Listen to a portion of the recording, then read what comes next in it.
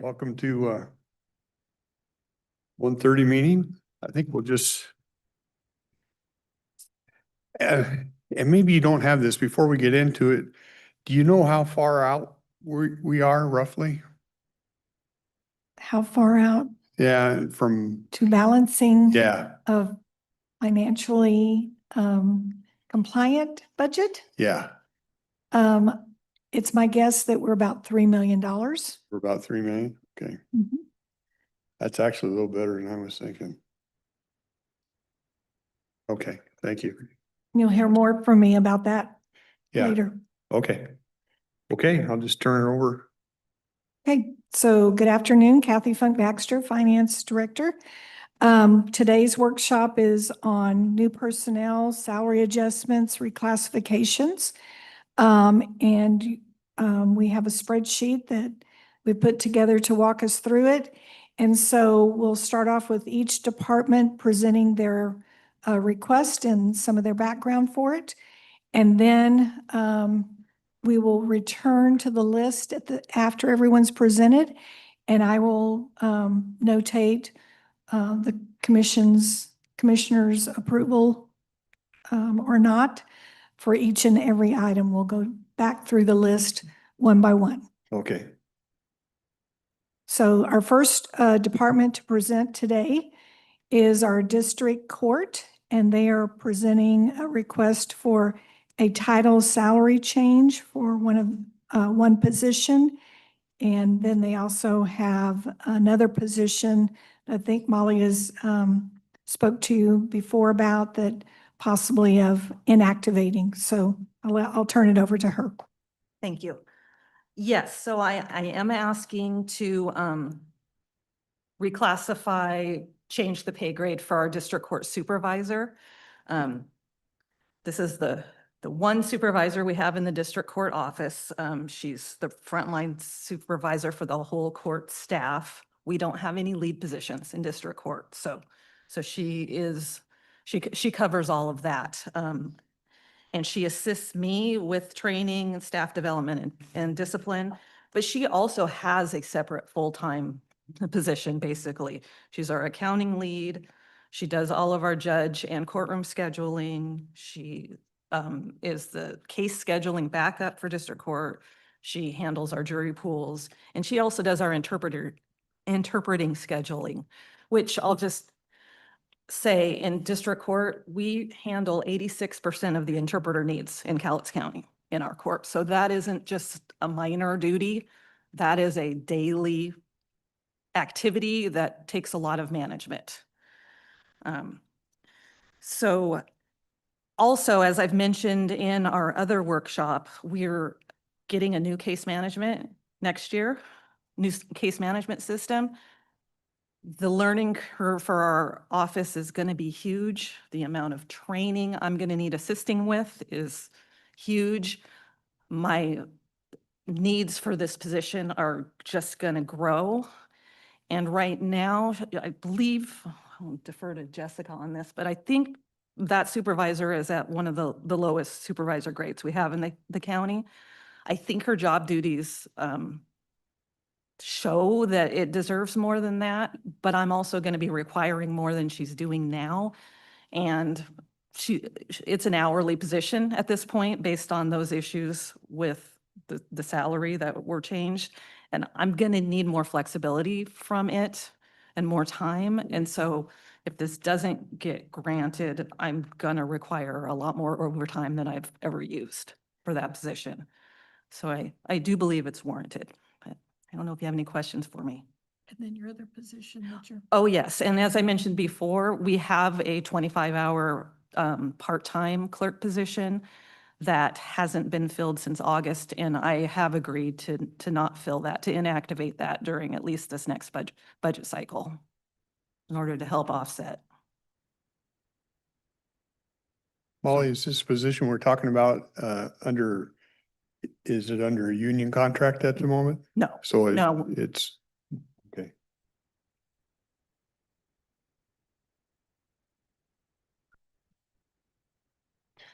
So I guess have you gone through I guess, current job duties that fall underneath that job description and new job duties there or description that you're gonna put to this new job and run that through HR? Have they looked at all this?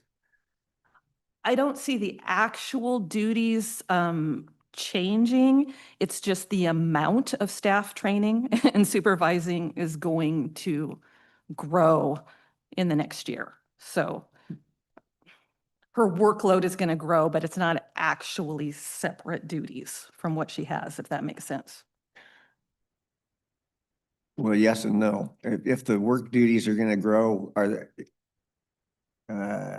if that person is full-time employed right now, 8 hours a day, and the work responsibilities are going to become larger and more intense, is that greater than an 8 hour day for this person? We shall see. I wasn't going to ask for more positions at this point. I think my workload's going to grow also, and I really am willing to see how this works before we make any further requests, honestly. But I know that if there's going to be more time commitments from this person.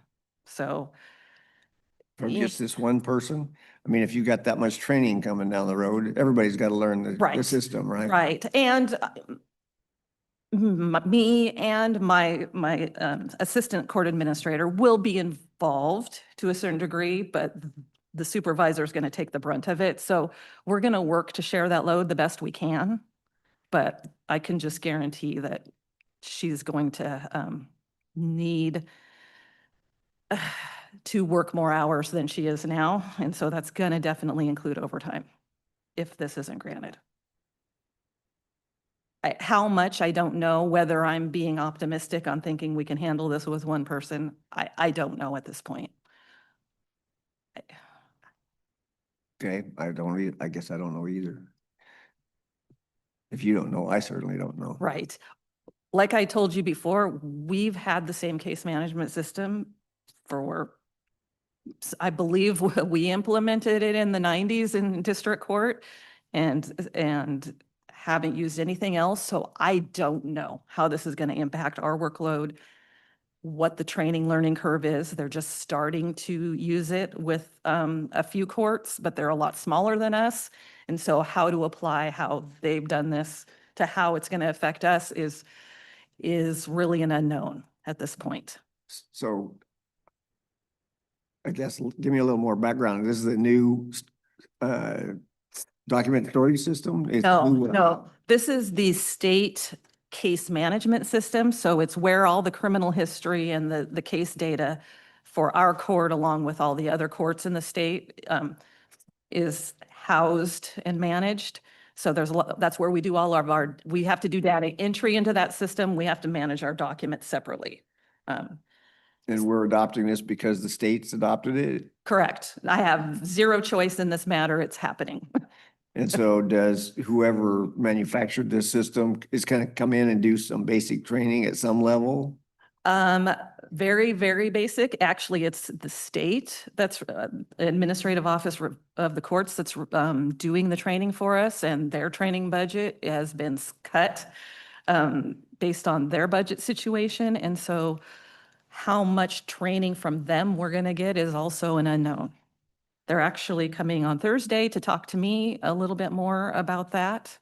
And I might get some more information, but it is not going to be anywhere near where it was for the superior courts when they went to the new system. That I've been assured of. So we will have to take on more duties than they expected based on the state's training budget being cut. Is the expectation with this new program that we're going to be running more efficient? I've not been told that things will actually move faster on our end. It's just that it's an old database system that frankly, they don't have anyone to work on anymore. So this had to be done. So whether we are able to process cases more efficiently, it hasn't been demonstrated yet. No. Molly, is there, is there a possibility that instead of reclassifying and creating this new position with a supervisor, that maybe some of that responsibility could be diverted to just another employee?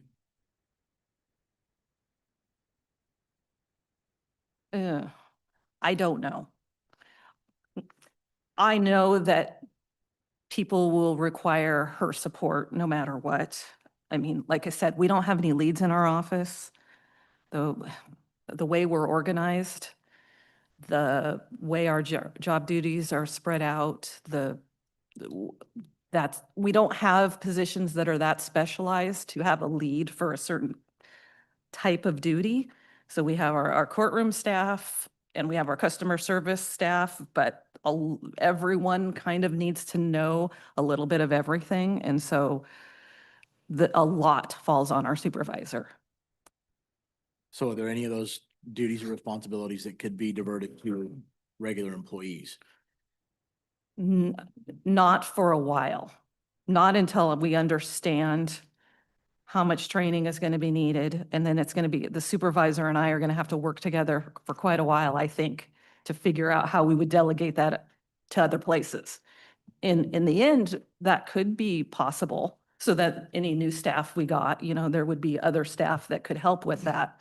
But I don't think we're in any position to decide that at this point. Do you remember how much overtime you had budgeted? I don't recall where we are with that. It's not very much, though. $1,000, I think, or less, frankly.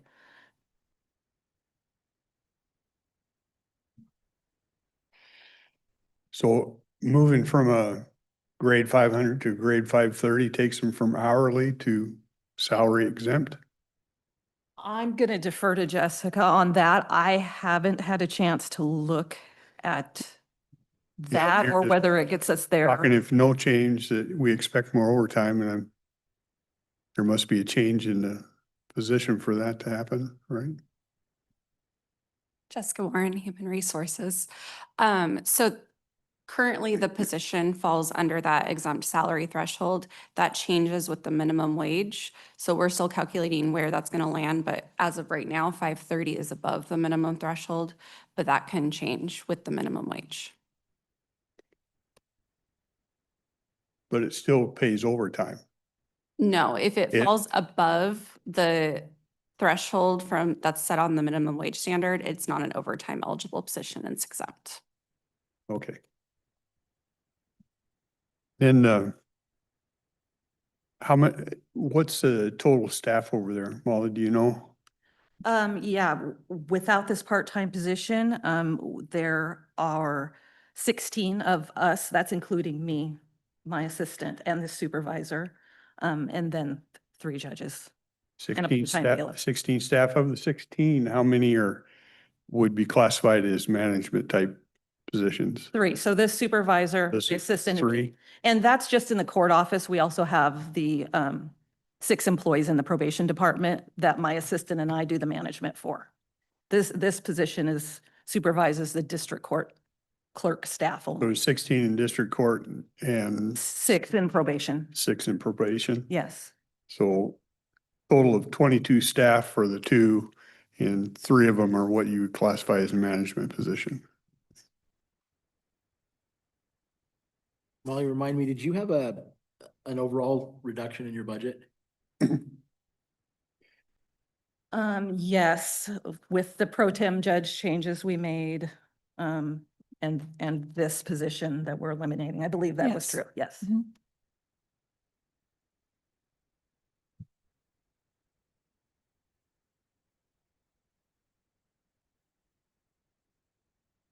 Any other questions? Okay, so we'll move on to the next department. Thank you, Molly. Okay, so the next department is our treasurer's department.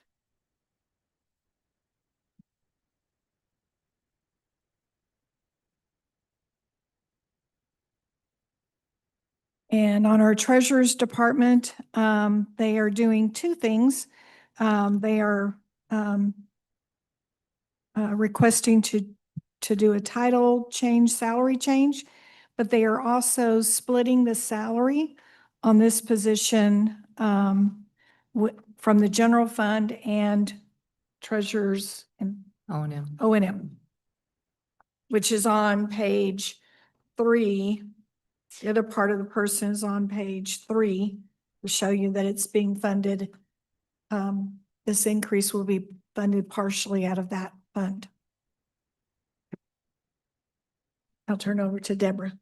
All right, Deborah Gardner, Cowlitz County Treasurer. The request that I have today is to do a change in the job description and the title.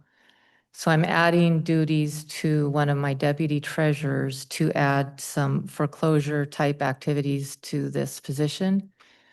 In this request, I'm asking to change the salary grade from 190 to 200, which is about a 5% increase. And then with the additional duties that this position would do, I would be able to pay this position 50% out of the general fund and 50% out of treasurer's O&M.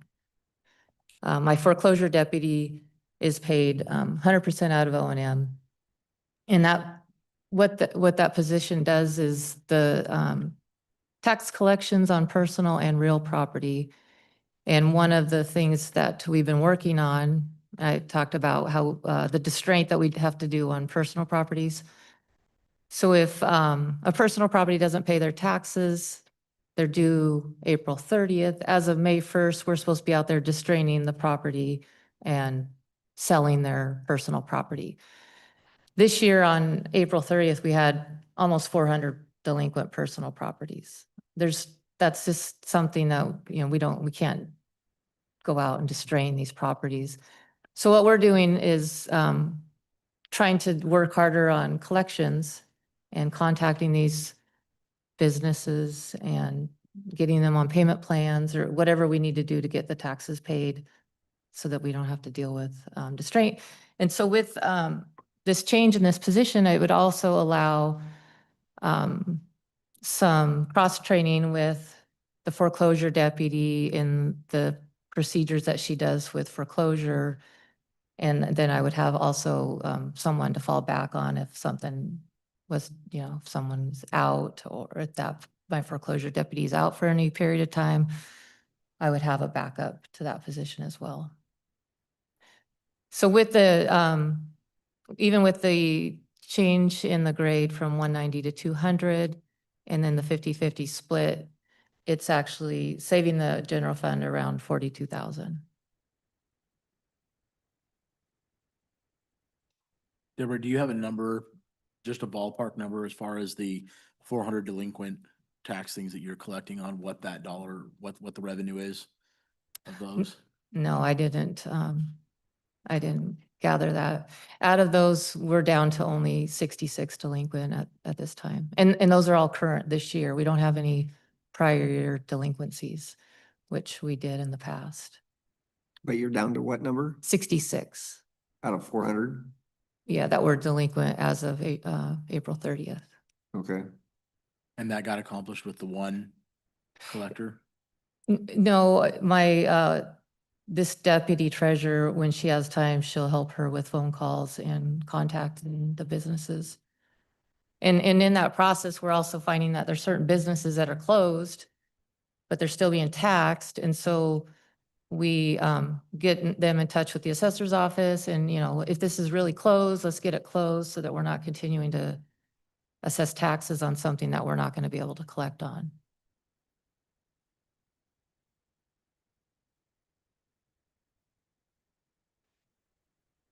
And you said the net position to the general fund after this was positive 42,000 back to it? Correct. With, there's some additional savings because the way the IT allocation is on the number of personnel in your department, I think that would be reallocated. And a little bit of additional funds would then be applied to the treasurer's O&M for this position.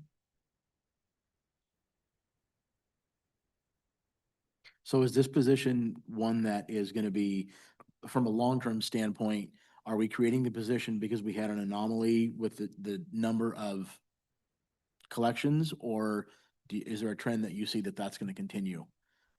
It just, it will continue on these delinquencies. It's not just for the personal, we're working on properties, because once they're 3 years in for 3 years past due, then we will do foreclosure. We're, working on people that will be going into foreclosure next year when we have time, and trying to get them on payment plans and get them so that we're not having to do the foreclosure process. So we're trying to enhance the whole collections so that we're not dealing with these foreclosure and distraint processes.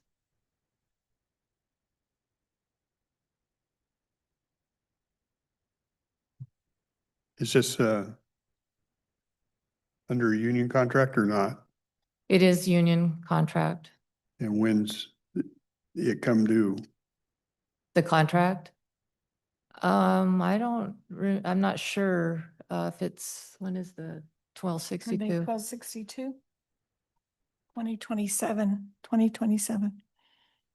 So even if you desire to do this, you still got to go back through HR. Well, my understanding, which I could be wrong, is when we come to the personnel request here, anything that has to do with the union, Jessica will then go negotiate that, I guess. We can ask Jessica how exactly that works, but then if everything is approved through the union, approved through the board, then it becomes effective January 1. Jessica, you got a minute?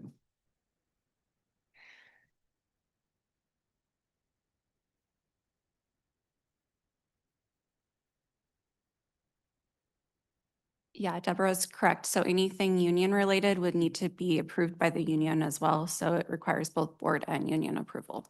So from what we've been talking about here, we're basically creating a new position. Would that be a correct statement? It's not a new position. It's it is going to be a addition to the job description. So it'll be a change. So all of that would need to be bargained with the union. So if the board gave approval to proceed, then I could bring that to the union. Okay, so I'm trying to drop all my back union experience. Tell me how that works here. Is basically you're gonna have to, if this goes through here, you're gonna meet with the union and negotiate this and say, yeah, this is what we're doing, and make sure they're okay with it. And then it would Correct. become effective January 1? Yeah, the final approval wouldn't happen until the board approved the entire budget, but if the union was agreeable to it, then it would be effective January 1. Okay.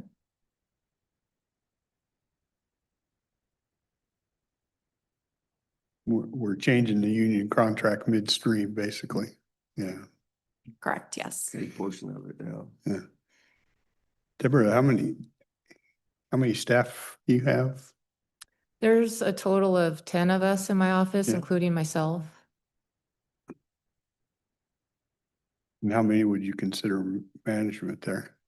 Well, I have myself and my chief deputy treasurer.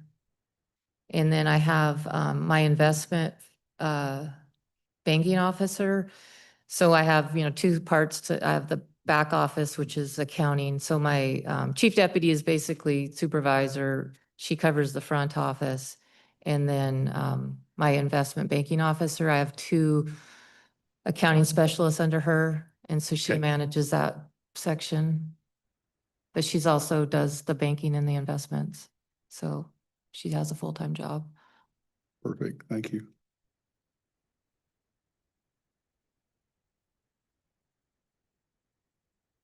Deborah, what is an O&M fund again?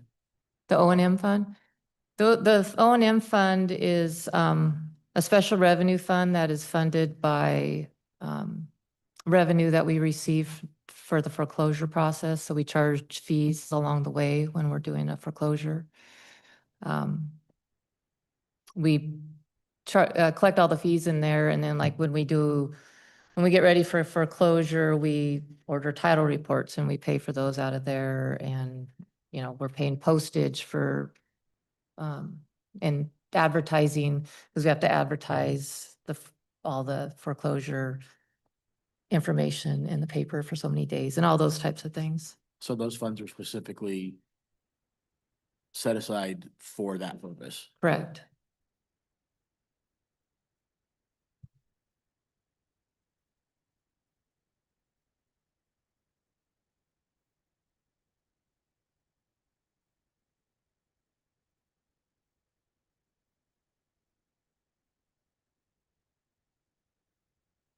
Okay, Okay. No more questions for Deborah?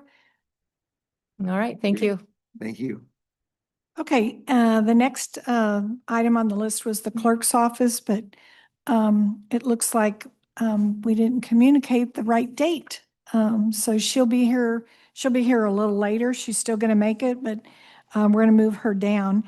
And so then the next item that we'll discuss is actually my office, Office of Administrative Services or Financial Management. And so we are suggesting to inactivate our finance manager and return the department back down to, for finance, down to a finance director. And also at this time, we have a budget analyst. And we're recommending with the change and the change in some new duties the analyst will assume, to have a title change and a salary change for the budget analyst to become a senior budget analyst. She has been with the department a little over 2 years, and she's been cross-trained in several areas. And so that's the request that we're making today. And we can more than cover that with the elimination of the finance manager's position as well. is this is gonna get repetitive. Is she- she under union? No, she is an exempt employee. Okay. She's not under a union contract. And prior to being in the finance department, she also has several years of experience. She was in purchasing with the county before that. So she's a long-term county employee with over 5 years' experience. How many people you got over there, Kathy? Well, right now we have 3 individuals, including myself. And when we make this change, we'll only have two, I'm wrong. 2 full-time employees, our analyst, our finance director, and then we have a part-time male personnel that we oversee. And then we also oversee an accounting Risk. person that's partly ours and partly IT's. We share with IT. And then we also, the finance director oversees risk management, which is 2 individuals. So with the elimination of the finance manager, then the management person would be the director when we find a new director. Yeah, we would replace, when I retire, we'll have a finance director, 1 senior budget analyst for the duties of the budget.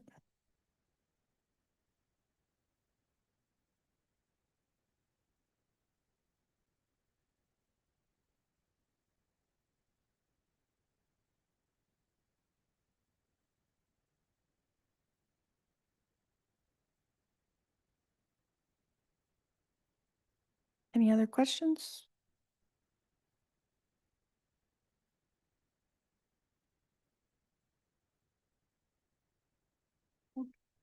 Are you ready to go to the next one? I don't think Stacy's here yet. So we'll go to the next one on my list is drug court. It's on page 2, starts on the top of page 2. And I'll ask Dallas to join us.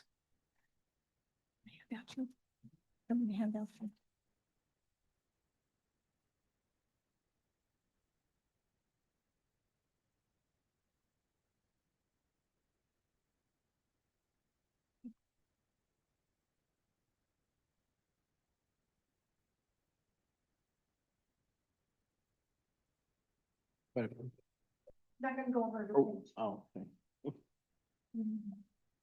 Thank God. There's a lot of information there. There's a lot to digest. Good afternoon, Commissioners. Dallas D. LaGrange, Therapeutic Courts Manager.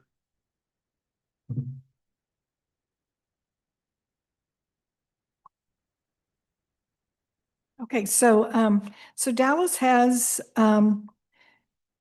next to drug court, it's mental health tax, and these are positions that were previously paid from the residuals from the mental health tax. So there were a total of 1, 2, 3, 4, 5. There was a total of 6 positions that had previously been paid from the mental health tax. And now they're no longer in the budget because those funds are earmarked right now for the jail, what's left of the residual. And so we're looking for approval to put those back in the budget, either on general fund or possibly on the opioid funds, because they do meet the qualifications of that particular earmarked fund. So he's going to talk a little bit about his justification for requesting these positions to stay in the budget. Well, first and foremost, I don't know if there's anything in particular that while you're flipping through, but right now we have 2 drug court case managers that supervise 70 clients in drug court, 33 in mental health court, and between the family court and juvenile court, I have 1 case manager that oversees 12 clients, so 115 total.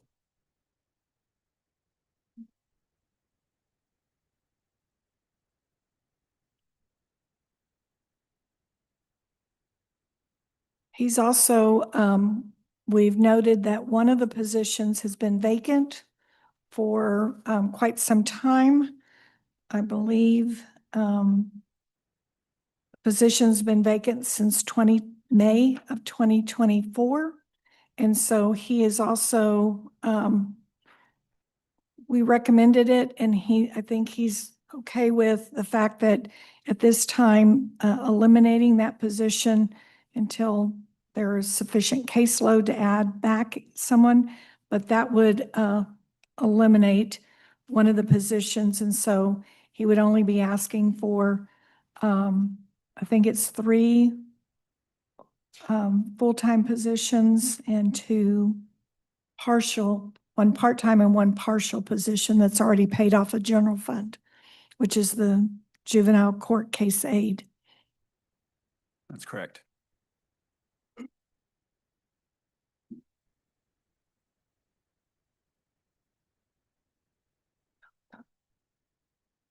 So we can go through a little bit of this real quick. It is a lot to digest, so I'm sorry about that. I know we talked previously about trying to get some data together. So the recidivism rates in Washington State, this is Washington drug courts, there's 88% have no new felonies after 3 years, and 77% of all therapeutic court programs have 77% less misdemeanor charges. So that is page 5.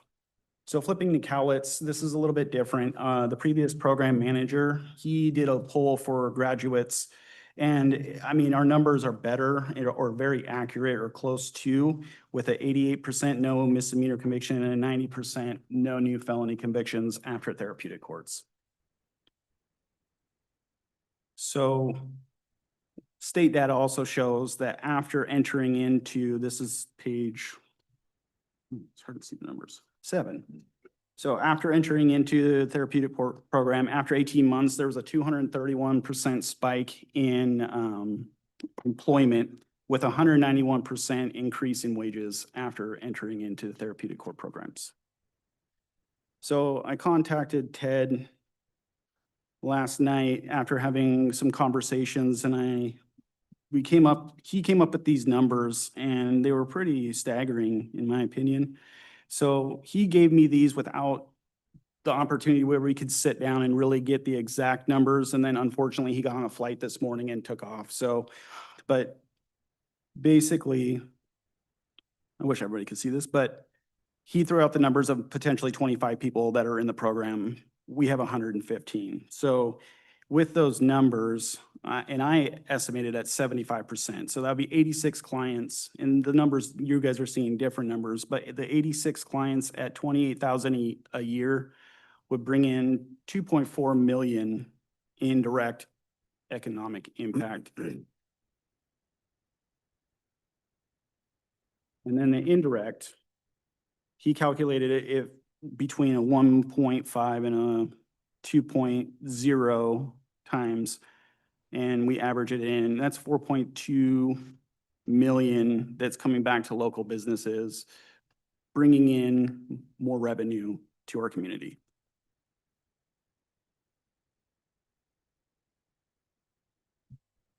Any questions so far? Anything standing out? You know how it compares to other treatment programs? Other treatment programs such how, like what kind? Well, there's a lot of places around here you can go if you have issues with drugs. Do you know how it compares to them? So Their recidivism rate and all that same information? actually, if you flip to page 14, I did a comparison between prison-based DOSA and therapeutic courts. And the recidivism rates, and I have the sources cited on everything for you. The recidivism rates are much lower with therapeutic courts than they are with prison-based treatment. And prison-based treatment is extremely expensive because you have to pay for them to be incarcerated the whole time that they're getting services. And on top of that, then there's the extra cost of the programming while you're incarcerated.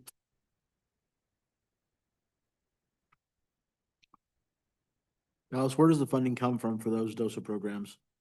For the, that I could not tell you.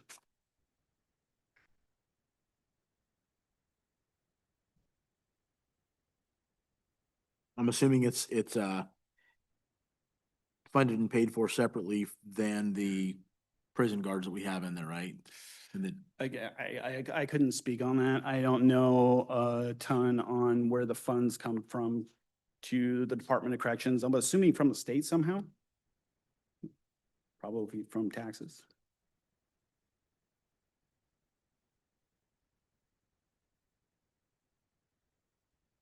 But one of the things I would really like to highlight is what our program does. And so the next page after the drug court in the comparison, from September 18, 24 to September 18, 2025, our drug court completed 4,430 hours of community service in Cowlitz County.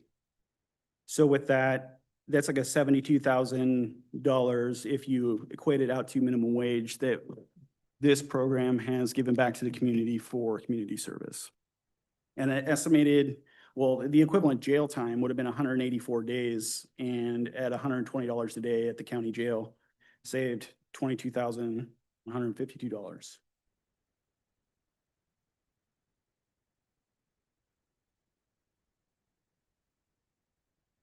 Which in the next one, the drug court participants were honored with cutting the ribbon at the North County Rec Center for Youth Sports Complex and Event Center. They put a lot of hours in there to give back to the community.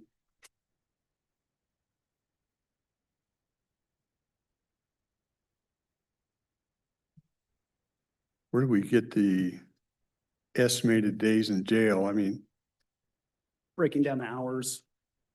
yeah, are people that decide to go to drug court and those that not decide, they end up in, or we don't allow in the drug court, they go into jail and we count those days, or? No, so that, 'Cause sorry. a lot of these crimes that used to go here, aren't they misdemeanor? They're not big stuff. They're not So the, anybody that goes into the therapeutic courts, they are convicted of a felony charge. And in lieu of going to prison, they can opt into the program. But in the program, they're required to do a lot of things. And there's times where people do get sanctioned for community service rather than go and get sent to jail. And what we found out in its best practices now is putting people in custody doesn't help. It costs taxpayers a ton of money. So community service is one of the things that we put out into the community. We have our clients go out and they give back rather than going sitting 24 hours in custody. That we put them to work. So Dallas, I get the equivalent value that you've got as far as the minimum wage goes and the hourly rate. The one thing that I would question is the estimated jail cost avoided per day. Can you help me understand how that actually, how we monetize that? Because we're gonna have to have the same number of deputies in there, whether we have somebody that's, you know what I mean? We have to staff the facility Mhm. 24/7. So how do we monetize, how do we get to that number? At the 120 a day. Yeah, Well, it's kind of the average for a 24-hour stay in jail. so that's what it cost us. Yes. Above and beyond. Yes. Okay, I see. It's very expensive. So flipping past the picture, love that picture, by the way. Between September 18, 2024 and September 18, 25, and I just did the mid-sentencing range of the 91 participants, there would have been 174 years spent in prison between our participants. What is mid-sentencing? So there's like a low end, high end, and then the mid. So there's sentencing ranges. I'm not the best at understanding that. If you would love to give that. Michael Evans, Superior Court. So with every crime that's committed, there's a scoring grid. So you look at your priors and you look at the severity of the crime, and each crime will have a score. So for example, if you've got a score of 4 and you're charged with residential burglary, your range could be 51 to 64 months. Or if it's an assault 2, it's your first offense, it could be a range of 0 to 90 days. So by law, we have to sentence within that standard range, the 51 to 66 or 64 months. There's some extenuating circumstances where we can go beyond that, but generally it's going to be within that range. So that's the median point of the 51 to 66. That's what he's talking about.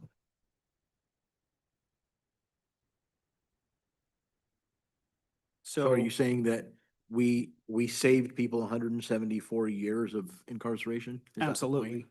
And that's if they only got mid-range. I was being very conservative with my numbers. I mean, the average cost, and this is, in the next page will give you the actual Department of Corrections costs for incarceration per year. And it's very broad. Like, there are some that could be up to 119,000 a year. And then there's some also down to roughly 56. So I averaged it all out, and the average cost is 72,858 a year. So with our 91 people, we are saving 6,630,000 a year by putting people into treatment, getting them help, and not incarcerating.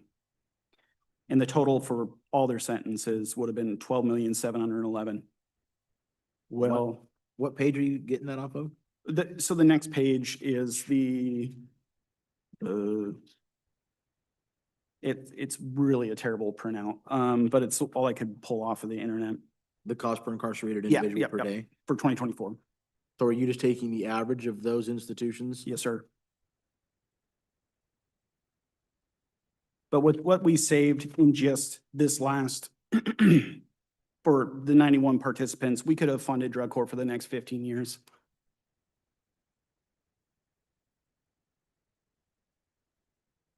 Do we know, I understand that we're getting an average of these institutions, but do we know what?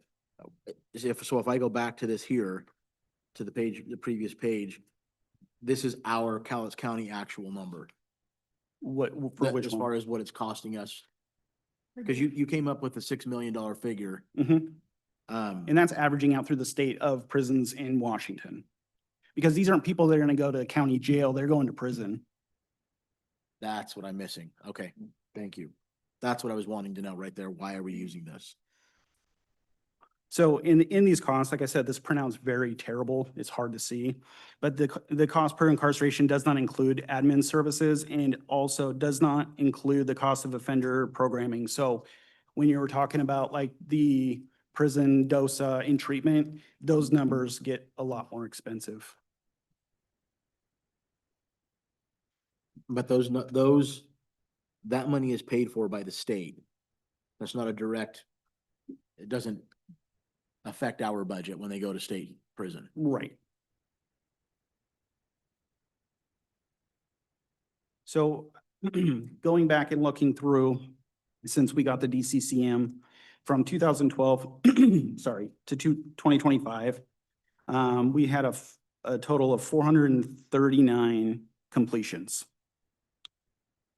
And 37 unsuccessful. Like these numbers there was no way for me to lump them all together to show like where the successful graduations compared to the non-successful. But the next page kind of gives you a bar graph showing, so you're not trying to sift through all the numbers.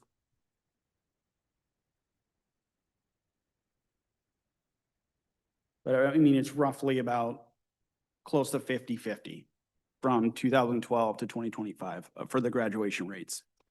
But since we've really been adhering to best practices, which would be the next page, our graduation rate jumped up 19%. And I mean, we're sitting at a 64% when you're from 2022 to 2025. And those numbers are just getting better. And what did you say you attribute that to? So adhering to best practices, following the state guidelines on how to work with clients, doing more community service rather than incarceration. What they found out over the years and years and years of data collection is putting people back to what they're used to doesn't help. Making people change helps.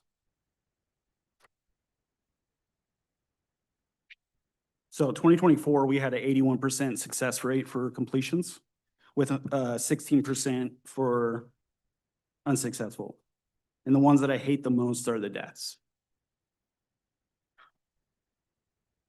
In 2025, we're already sitting at a 79% success rate, and we still have one more graduation to go in November. So our rates are getting much, much better. We're getting more successful people in our community.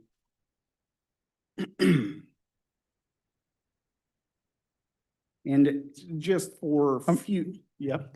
How many counties, if it saves that kind of money, how come every county isn't doing it? I don't know how many counties there are in the United States, but I think a figure I saw was like 33,000 plus had drug courts. So how come everybody isn't doing it? If it's really the savings are that obvious, how do I make that disconnect? It's hard for me to say anything about a different county, but when you're sitting in very rural areas, it is difficult for people to get back and forth. So just for like Cowlitz County, it's really difficult for people to get to court when they don't have a license and they don't have a car, and then they have to get over to treatment. Then they have to get over to their mental health. Then they have to go over to do their community-based support groups. Then they have to get to do their community service hours. It's a lot of movement that we expect these clients to do. So sometimes in bigger areas, it's a little bit more difficult, or less populated areas.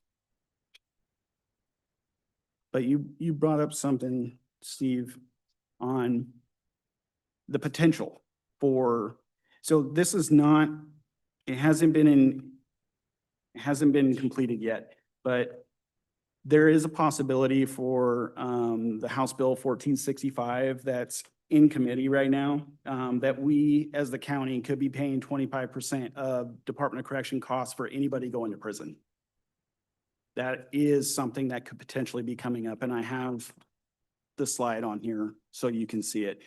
There might be coming down from the state where we have to pay for DOC after already paying for prison.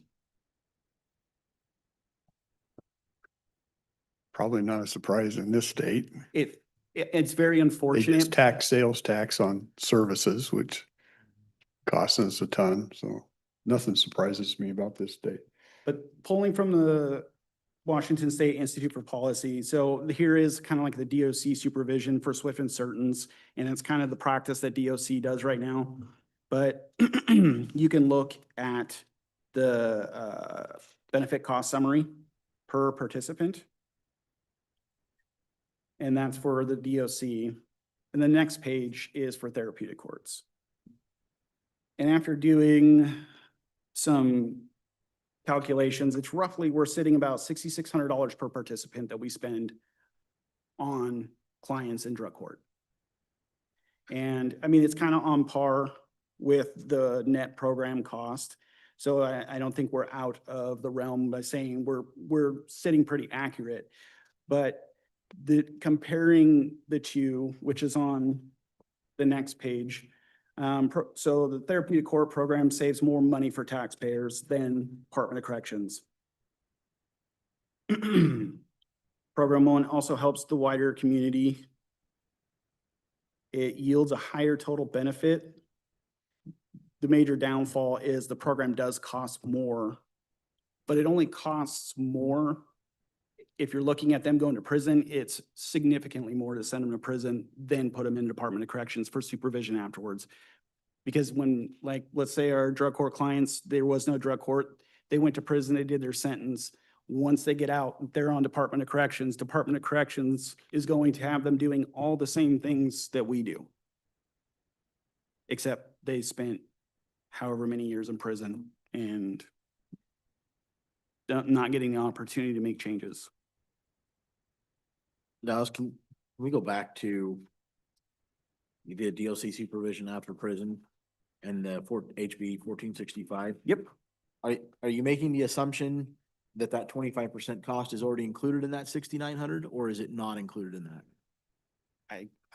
This is brand new, so I'm assuming no, because this is public policy from last year. So would that 6,900 go up by 25% is what you're saying? Well, this is saying the state is going to be required, or the counties are going to be required for anybody sent to prison that they're going to be taking 25% of the cost after already paying for their incarceration. And with therapeutic courts, and we avoid, the hope is to avoid going to prison, to get them the help that they need, to get them out working, get them back with their families, so then they can be members of society, not costing taxpayers any money. Okay, so you're saying that 25% is going to be charged to us while they're incarcerated. After. This is after. After. That 25% is going to be for Department of Corrections supervision fees So after then this prison. will go up by 25%. Yep.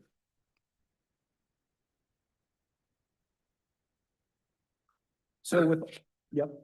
To me, that's kind of apples and oranges. I have no control over what the state does. Understandable. And these figures all come from Washington State Institute for Public Policy. Those two here and here do, yes. The links are right there.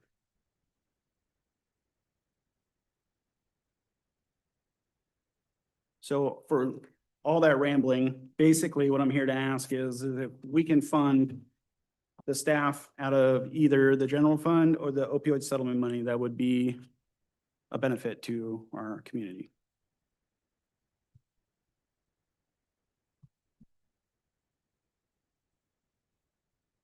Dallas, to Chairman Dahl's point about we can't control what the state does. Why do we have HB 1465 and these DLC supervision after prison? Why is that in this if we have no control over that? Well, I think it's just important to understand the whole picture. We don't get a say whether, it comes from the state. You're correct. But I think it's really important to understand how much funds get pumped into people going to prison when we can help them before that's the case. Okay, so you put it in here so that we would say this would prevent these costs. Yeah, Absolutely. cost avoidance.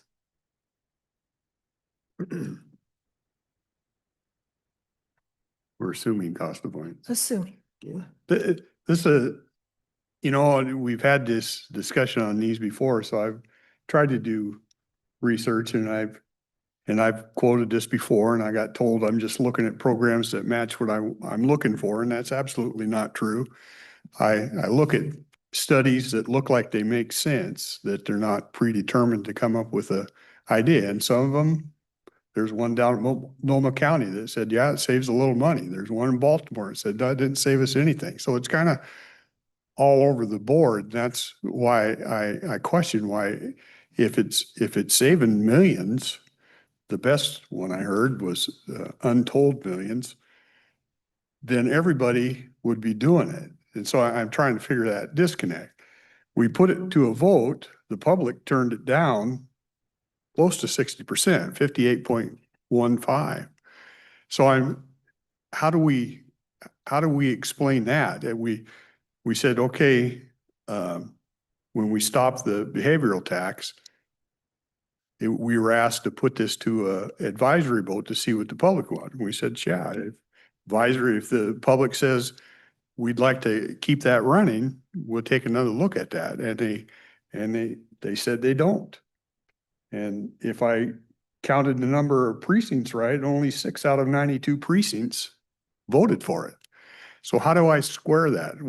Why do you think the public says, I don't think we need it? I think the unfortunate thing is therapeutic courts have kind of been working behind the curtains for a very long time, just doing their jobs and not being out in the public more. And I think that was a disservice to the program. I think if people really knew what the clients were having to do, I think they would understand that there's way more work involved with going and finishing this program than sitting a year, 2 years, 10 years in a prison cell. They do a lot of work. And unfortunately, it hasn't been, and we don't do it in the public eye. And I think that's been the biggest downfall.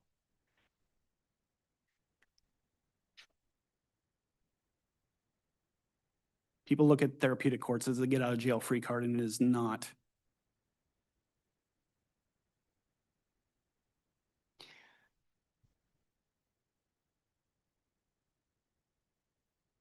I don't think it's that complicated. I think that public by and large looks at one thing and one thing only, taxes. No more taxes. And they get focused on that one thing and they look at that bottom line. And depending what goes into a voter's pamphlet, good or bad, what it says, people look at that bottom line. Is it taxes? People are fed up with taxes. And I don't care what the subject matter is. It's pretty hard to sell anything if you're trying to get the public to say, yeah, take more money out of my pocket. So I don't think it's as complicated. The two things to me were not even linked together. I don't think that anything to do with drug court in a voter's mind was linked to the fact that it was taxes. So I think very few of the voters who voted on that knew what the subject matter was. Yeah, it was there and it was available for them.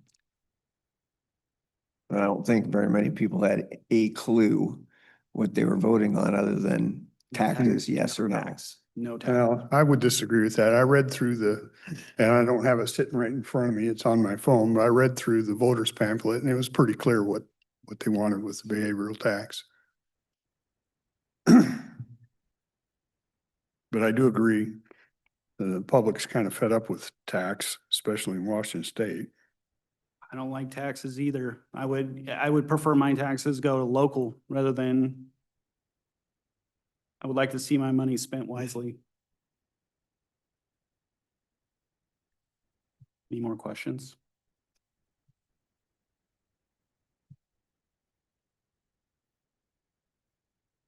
I think we're good. I don't, okay. Thank you. Thank you. Now, if Stacy, we're going to jump back to page 1 for Superior Court Clerk. And we have, Stacy has several items on the list, but the first section that she has on the list is, she did, as well as drug court, have positions that were funded off the mental health tax, and that's why you see those separately. She had, I think two, well, sorry. She had a couple of positions that were partially paid off of the mental health tax. And and then in addition to that, she also has positions that she's asking for a title and salary change. And so those are all listed under clerk. And then some of her clerks to encompass were in law and justice area. And so we looked at that in law and justice. She's wanting to also have a title salary change on those as well. But the Law and Justice Fund is not capable of handling any additional expenditures. So if we were to do that, one of the positions would have to be partially moved off and moved over to general fund. So a little confusing, but in total, her request is asking for some additional title salary changes for positions that she has. And she has agreed to eliminate a position in order to cover fully the positions that were partially paid with the mental health tax. So that's why it's a net cost to the county of $0 for the mental health tax part. If that makes any sense. So I'll let her explain her request for title and salary changes. Hi. Okay. Good afternoon, Commissioners. Stacy Michaelbus, County Clerk. I would like to start today with my reclassification request for Chief Deputy. All of the chief deputies, and this is not just doesn't just apply to my office for this request. All chief deputies were reclassified back in 2020. Equalization among all the elected officials, chief deputies. All of our chief deputies are required to assume responsibilities of the elected official when we're out of office. And the current structure has been modified now to change one of the deputy auditor and accounting services, or the chief deputy auditor to accounting services supervisor as well. It was reclassified from 540 to salary grade 560. In order to create unity again, I am requesting that this change be retroactive to January 1 in correlation with that reclassification, and I'm requesting that it be applied to the assessor, the clerk, the coroner, and the treasurer, who all have those chief deputies.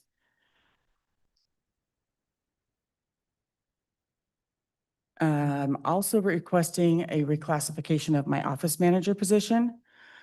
The office manager in my office is at salary grade 530 right now. She should be at 540 in comparison to the other office manager positions within the county. Elections manager, building and planning, public defense, and the office administrator, the prosecuting attorney's office. Both of these positions are extremely needed in our department. They supervise a staff of 23 and take on a lot of extra duties. We've had a lot of changes, a lot of training going on, and they're doing the majority of our staff training now, writing manuals for the office and doing, a lot of administrative tasks that need to be completed for our office. The major request that I have is a reclassification of the office. Our deputies right now are classified as basically an entry-level position within the county.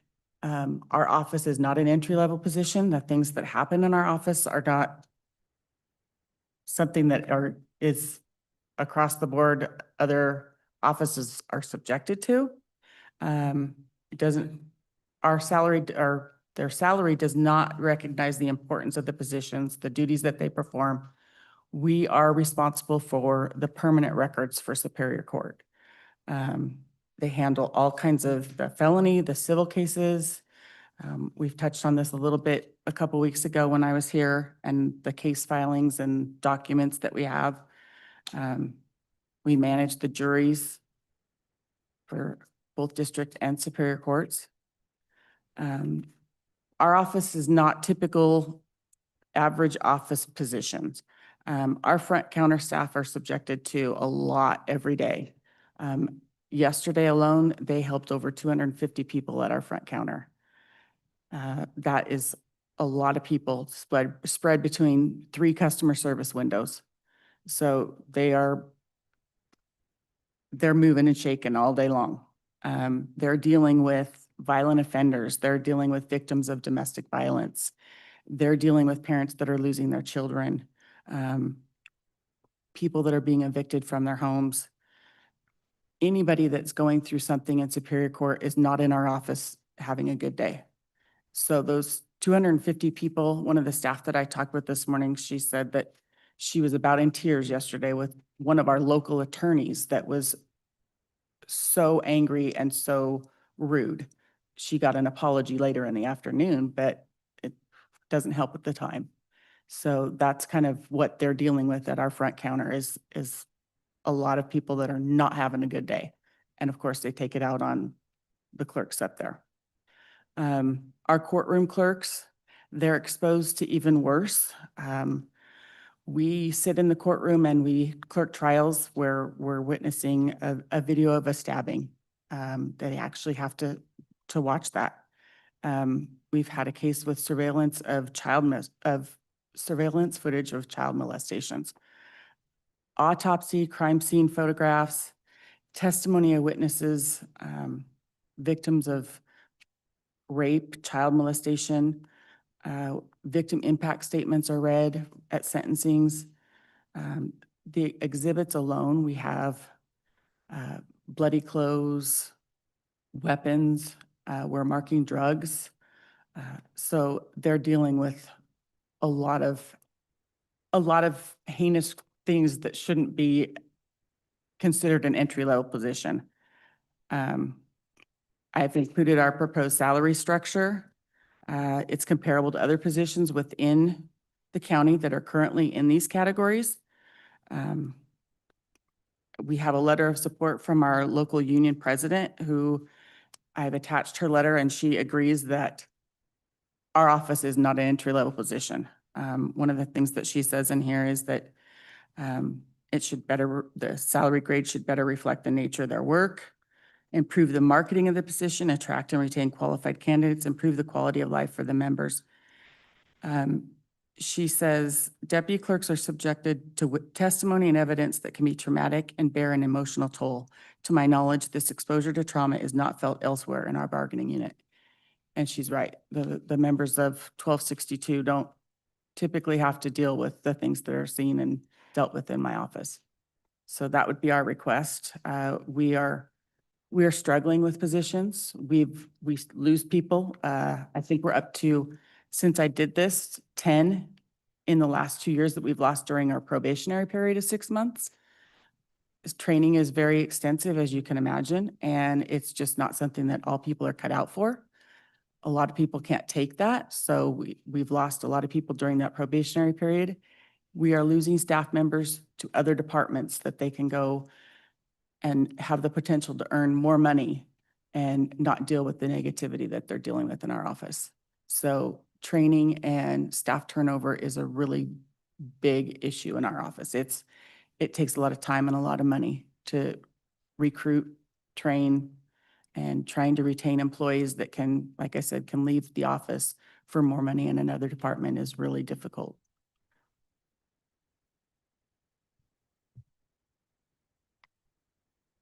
And I need to add that Stacy is also willing to, there's a position for an accounting specialist that's been vacant since 2023, and she is willing to give up that position at this time and activate it in order to also help offset the cost for the salary adjustments that she's requesting. So in total, her salary adjustment request will be a cost to the county of $95,558 after that change. So are all these positions union jobs? that you're, The two To reclassify. supervisory positions, the deputy chief and the office manager are not union. okay? Everyone else in my office is union. I guess trying to get my head around. When you said it was reclassified in 2020, was that the right date?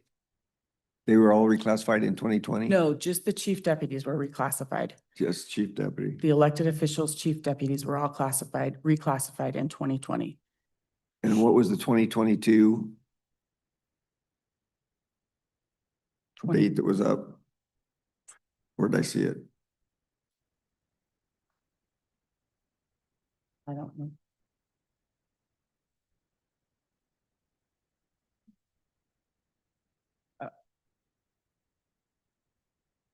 When is this current contract back up for renegotiation? The current, I don't, Is it 1262? So- 2027. So Jessica, this might be a question for you, but how do the unions look at us wanting to renegotiate these contracts in the middle of the contract?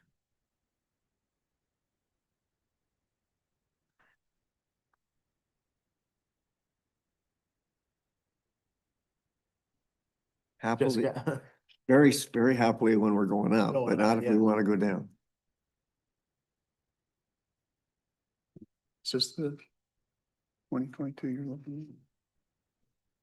That was your- Yeah. That was the number I was looking for. I mean, is it common practice Right- to do? Yeah, what we're right there doing? on the front. This would be a large request. Clerk. This impacts a lot of positions. A lot of positions within the contract would likely be impacted by this, as well as positions outside of the contract, based off of comparable positions. So, right, this would be a large request, and typically we wouldn't do this mid-contract, so.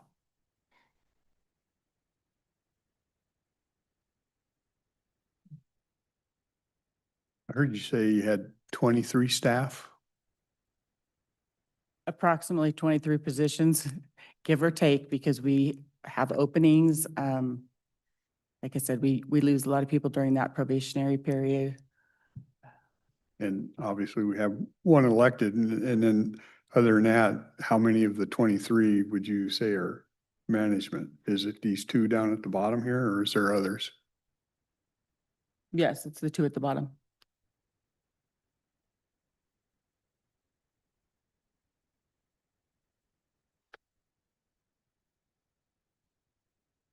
Kathy, this might be a question for you, but it's been mentioned a couple of times today already with these asks. Can you help me understand how having a vacant position for a certain amount of time is a concession to give it back when it isn't filled? When we have a position in the budget, that position is taking budget capacity and setting it aside for that position for the entire year and the benefits associated with that position. So releasing it releases budget capacity back to the county. In the end, if the position stayed vacant the entire year, it comes back to the general fund as well. But by releasing it immediately, it comes back to the general fund and reduces the amount of resources required for the general fund. Does that make sense? If it's a full-time position and it's in the budget, even though it's empty, the monetary value for that full-time position is reflected in the budget. For the entire In year? case you fill it. Yes. Just in case you fill it. Yeah. And then waiting till the end of the year for it to come back to the general fund.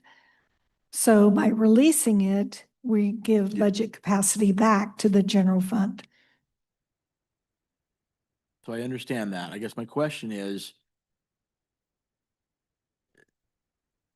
when it sits vacant, do we have anything that says there needs to be some sort of active, you need to be like trying to fill the position so that it doesn't just sit there and we're setting funds on the sideline that we can't allocate that are being essentially used for a cushion within the budget that we could use for other things during the year, and then they're just given back to us at the end of the year? Yeah, you got it. You got the scenario. And I can tell you that we are actively trying to fill our positions. Like I said, 8 people during probationary period. We had four applicants that we were prepared to hire. We offered them positions as soon as they found out the salary was non-negotiable. They turned us down. So it's not like we're not filling positions. It's not for lack of trying. We're having a hard time getting the quality applicants that we need. Yeah, I wasn't directing that at you. I'm just, overall, that seems to be a Right. common thing that I've heard multiple times today. So.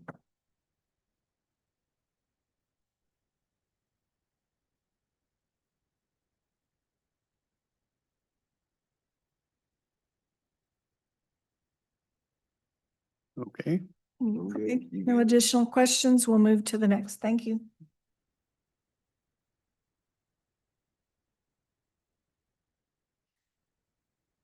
Okay, so the next department, going back to the list, we are at juvenile probation.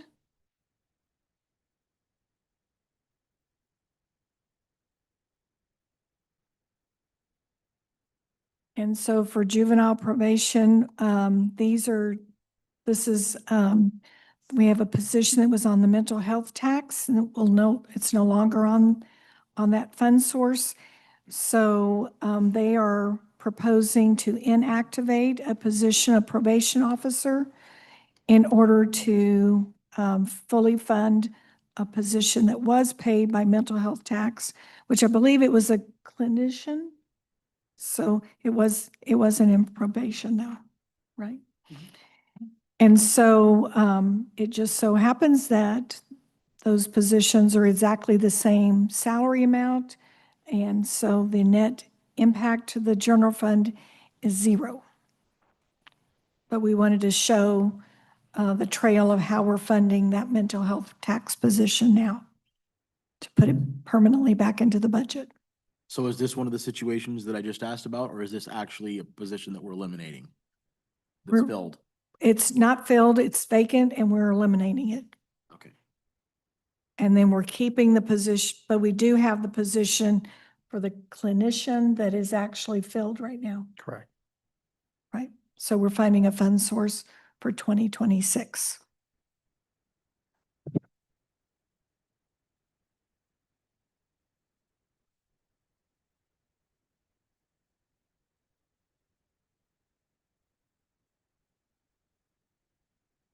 George, I don't remember. What was did you have an overall reduction in your budget? Good afternoon, Commissioners. George Moya, Juvenile Court Administrator. What was the question again, sir? Did you have an overall reduction in your budget? For this upcoming 2026, yes. You remember what it was? I was trying to remember that number. I think it's somewhere in the ballpark about $180,000 less than the 2025 budget a year.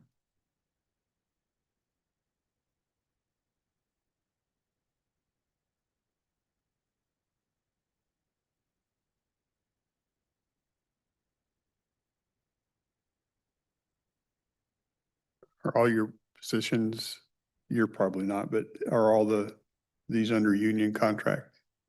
So our department it's a little bit of a mix in terms of our staff. So we have administrative staff that are our union positions, and we have juvenile probation counselors, also known as JPCs, that are non-union. Okay, So 2 distinct groups. how many employees do you have? For probation alone is 12, not including myself. So this new position that you're creating, with regards to the mental health tax, is that part of the behavioral health court system? So this position encompasses a lot of areas for our juvenile court. This position has been filled since, give me just a second, I had that number here. May 1st of 2019, and that was funded through the behavioral health tax. And the major components to this position, it helps triage youth in detention. It helps us triage youth on probation caseloads. And even for youth that are not on any probation, on any probation caseload, but are doing some preventative services. So this position encompasses two major departments, along with education for our staff. So it helps us to stay on the forefront of mental health issues and what's best practice and how to triage those situations. We have a lot of youth that are on different acuity levels when it comes to their mental health. So this position is very valuable to both departments, not just one. Do we have any services through the juvenile system that are provided to us through CIHS or Great Rivers? No, so meaning funding from them? Yeah. No.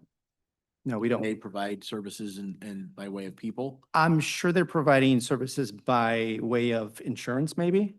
But we operate in, especially the programs that we do, most of our programs that we have in-house are evidence-based programs run by the state and provided by state grants. But the benefit to youth through a different source, maybe a community resource, maybe an outpatient type service that they're getting insurance funding through in that regard. We, as a juvenile court, don't receive funding directly from them, no. I wish we did, but we don't. So these 12 employees, are they what you would call probation officers? So we have 6 probation counselors, 1 lead probation counselor, and 3 administrative staff. And just to give you an idea. So of the 12, there's one of those is in management? So for our management, I would say almost 1.5. I have 1 court services manager, and the 0.5 would be our lead probation counselor, who has management-like duties, but not necessarily considered and classified as management. But he's not union. He's non-union, Okay. correct. So roughly of the 12, 7 work as probation officers? 6 Six? probation counselors, yes. Mhm. And how many cases do they handle? So it all depends on the year, the month. But aside from the actual caseload, they do a lot more than just a caseload. A lot of our probation counselors are also running programs or help running programs. A lot of them are involved with specialized caseloads, like, you know, for example, sex offender caseload or therapeutic courts. Our probation counselor is involved with therapeutic courts. So it varies based on the programs that we're running and the way we're structured. In regards to that, so if we're looking at 6 probation counselors and 3 administrative staff, that is 12 individuals that in one way, shape, or form, indirectly or directly, are having to handle. Our department alone, these are just 2024 statistics, our department handled 237 offender case filings. We had 142 diversion cases. We had 263 police referrals. We had 265 truancy filings, and we have 14 at-risk youth petitions. So it's not necessarily just about a caseload. Again, the work may come in directly and not just caseload involvement. So we have youth that are on community supervision, as we call it, probation, and non-probation youth. And so the workload is there as well. Do we know what the number is in district court?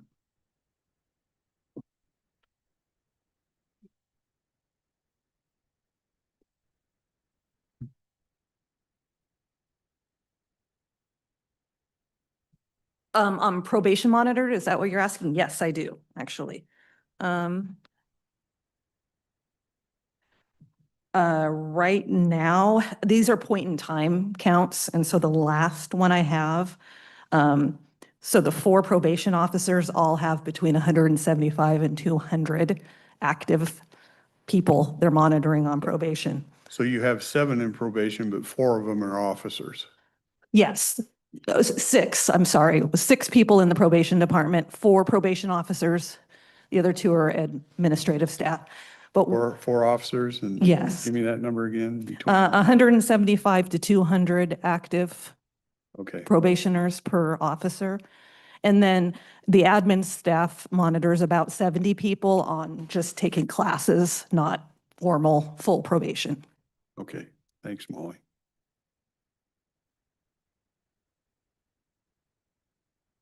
George, you said I heard a number like 235 or something like that for last year. What number are we talking about? You were reading off some numbers there. Oh, the number of cases, like offender filings? Yes, 237, and this is 2024 statistics. But those are just sex offender filings. No, these are all offender That's all filings. filings. Correct. And that encompasses, it can be from misdemeanors to felonies. I don't have the distinction between those two within that number. I don't have that. So those 237 or whatever are shared amongst those 6 officers. In one way, shape, or form, directly or indirectly. That's across a 12-month period. Correct. Right. This is, yeah, 2024 only. But we don't know how much one officer has like right now. Well, we do, and I think I presented, I'm not sure if you have the information before you, and I can certainly provide a copy of that. Oh, okay. So, just to give you an example, I'll choose December of 2024. There were 88 youth on probation, active probation, in 2024 for that month. And that month varies So, because, so for that 1 month, then is it fair to say 88 divided by 6 would be giving an average of what an officer you would could do handle that. for that 1 month? absolutely, you can do that. It just doesn't account for the diversion cases that are not part of Gotcha. that caseload and other cases that I was talking about. Gotcha. Correct. Yeah. And may I say that the mental health position is not a position that carries a caseload per se. You know, this is a position that's stretched in every direction, from therapeutic courts to detention, Yeah, to triage, even to our community. Any parent can come from the community, whether their kid is involved with our juvenile court system or not. They can come in simply asking for a resource or information, and especially having to do with mental health. We can certainly refer to Mr. John London, who's our clinician, who has not only experience in mental health, but SUD as well, substance use disorders.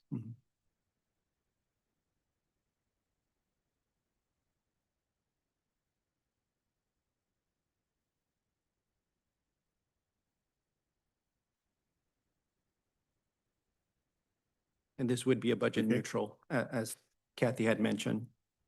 Same salary scale. is everything, Kathy, is everything over there paid out in general? Yes. Okay. We're just looking at, just Probation, looking at, yeah, stuff that we had, right. okay. So almost everything that we're talking about today almost everything is Result of, general fund. yeah, okay. Okay, Thank you. thank you, George. Okay. George. Thanks, George. Thanks, Kat. Okay, after probation, we will go to Office of Public Defense. They have actually 2 different categories. The first category is those positions that were, and we're bringing Ian up, those positions that were partially funded by the mental health tax. They ranged anywhere from 2% to 100%.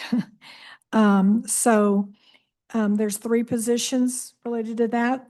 That's 200 with benefits, 200 and almost 271,000.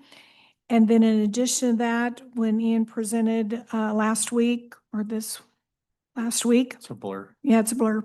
Last week, he also made mention that he was requesting 1 new position for a public defense attorney, and I believe in the area of district court. And so that's a position with benefits that's almost $82,000. So that's the separation there. So I'll let him speak to justification. He does not have any positions at this time to to offer to inactivate, to cover the mental health tax positions. Like I said, he's asking for and then he's asking for a new position. So yes, I'm in the unenviable position of understanding the commissioner's prerogative to kind of tighten up the budget, and I'm here increasing it on all fronts. But these are full-time positions. The reason I'm boxed into the caseload standards that we did talk about last week, as I presented, the existing senior attorney positions that were funded, one was 73%, one was only 2%, and the paralegal position was 100%. Are positions I can't afford to lose and still keep up with this kind of crunch that's being imposed on us. The additional office position I'm asking for is a full-time attorney position. It's an entry-level position for district court. That is where we'll feel the new standards quickest. The dramatic drop. Currently, I can assign a misdemeanor attorney 400 cases. We're supposed to be down to 120 as the new standard in 10 years. So we have to make this kind of 10% crawl to that at the current plan. Again, there is a review period set in place by the Supreme Court in 3 years. My hope is that whatever they're hearing from the bigger counties that really forced this on us is met, they're satisfied, we can stop at that point in time, but that right now is just an optimistic hope. The writing currently on the wall is we have to decrease caseloads for felony attorneys by 69% and caseloads for misdemeanor district court attorneys by 70%. So that being said, I think that the seriousness, the kind of the severity of that is understood by the commissioners by this point. I am only asking for an additional attorney at this time. And that is, I think, all I'll need for 2026. I do intend to not ask for things I don't know I need. So this is a need, not a want. The average for 2024 for my 3 district court attorneys that we currently have was 320.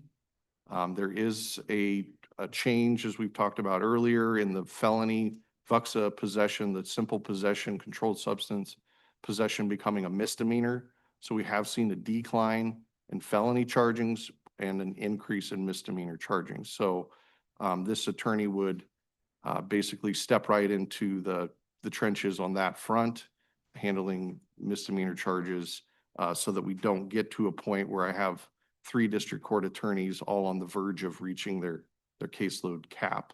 And then I would be coming back to you in an emergency need saying basically I can't assign any more attorneys to a salaried employee for the rest of the year, which is really kind of the worst case scenario that I can see from the caseload standards is we just have a salary employee who's met their quota and is now basically due to the standards just shut down as far as new case assignments.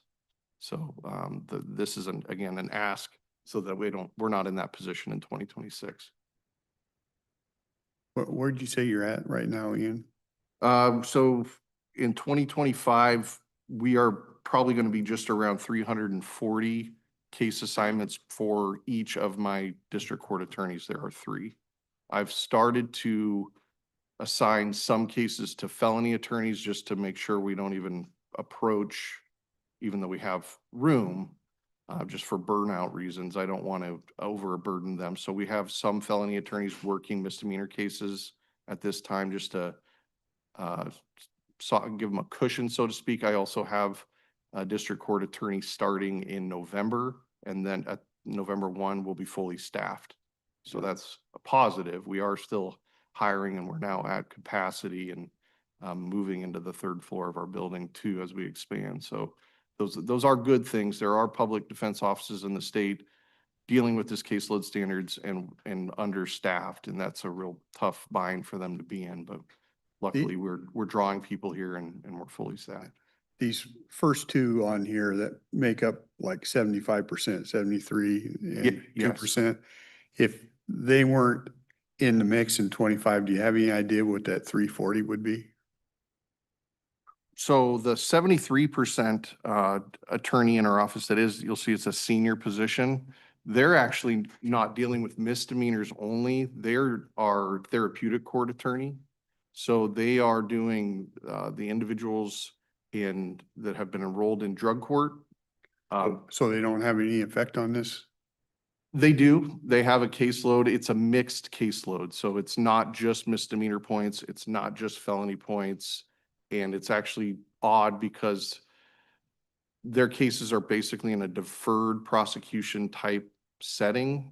They aren't currently being prosecuted in court. So as far as counting case points, that's results driven, how many points they're assigned. And I don't know if that makes a lot of sense, but basically, if So- someone's kicked out of drug court, they move to a sentencing hearing. They've already given up their right to trial. So then points would be assessed based on the results of somebody in Okay. therapeutic court. So are they going to be doing the same function even though they'd be paid out of a different way? You're Yeah. asking for a different way? Yes. And that's there's only one of those Do they attorneys in my office. do this function if drug court operating through us or it's operating differently? Is that function still there? Yes, it's still there. And this attorney also handles all the ITA, the involuntary treatment individuals in the hospital. They also handle that as well. So they're pretty much a hybrid position that handles a lot of unique fields. Their caseload though is the only one like that in the office where it's misdemeanors, felonies, as well as civil commitments in the hospital. So that's a unique caseload. But it would still, So they yes. still need to handle those. I guess where was trying to get at or get an idea on if their function were to change, then would you need that new attorney? Would that cover some of what you expect an increase? But what I'm hearing is they're gonna maintain and still do what they, Yes, They do. that will still be a need okay, regardless. all right. Ian, what's your plan to reduce the caseload next year? Basically with the addition of this one attorney, it's just a matter of spreading it around. And that's what really has caused this caseload issue across the state is mismanagement. We track on a monthly basis. I mean, day by day as cases get filed by the prosecutor's office, I see who has been assigned how many cases in the year as well as in the month. And we keep regulated on a year plan. So, I mean, if somebody has a busy month and they happen to get a high-ranking case that counts as several points with the case weighting, they are assigned less cases for the remainder of the month and likely the following month as well. So it's just with an additional person, it's more people to spread it around to. So are you planning on reducing it like 10% a year, 15? I am on the 10% track, yes. So that is exactly my plan. And I was loud in the group meetings. I plan to be louder, and we're actually going to be uniting with a couple counties and voicing our concerns about the full 10 steps being imposed, at least on smaller counties. If the larger counties They're want it, gonna break some of these counties. yeah, some of the larger Just counties have actually insane. gone straight to the 10th step. They've already imposed the cuts. So Well, when they get done with that money tree, would you send it our way? be nice, but How many total employees do you have, Ian? currently, I'm going to count the one that starts on November 1. We have 21. And that is 13 attorneys and 8 support staff that include 2 paralegals and an office manager. Of the 21, how many would you say have management? I have a deputy director. I would definitely say he has management kind of under his umbrella of. There's some, And as far as my senior attorneys, that's kind of what gets them to that higher position. I have 4 senior attorneys, so I would assign management, I would say more supervising role to those 4, okay, along with myself and my deputy director. okay. And then management, as far as my support staff, my office manager definitely has that under her job description. Ian, I know that these positions here are going to add 270, but do you remember what your net position was with the reduction on the rent things as far as your budget's concerned? I should have brought my budget numbers. Maybe Kathy can help me out. Off the top of my head, their rent was a little bit of, I'm thinking about the numbers because it went up, but their rent was about 95,000 a year. A year, yeah. A year, and then that's gone away, but then they had to put back in place the monthly fees for the condo association fees. We That's about another 39,000, 40,000. Yeah, So the net on that is about 50,000 savings by not having to rent. yeah. Yeah, and I can follow that up, but I think it was a little over 50,000, 52 maybe.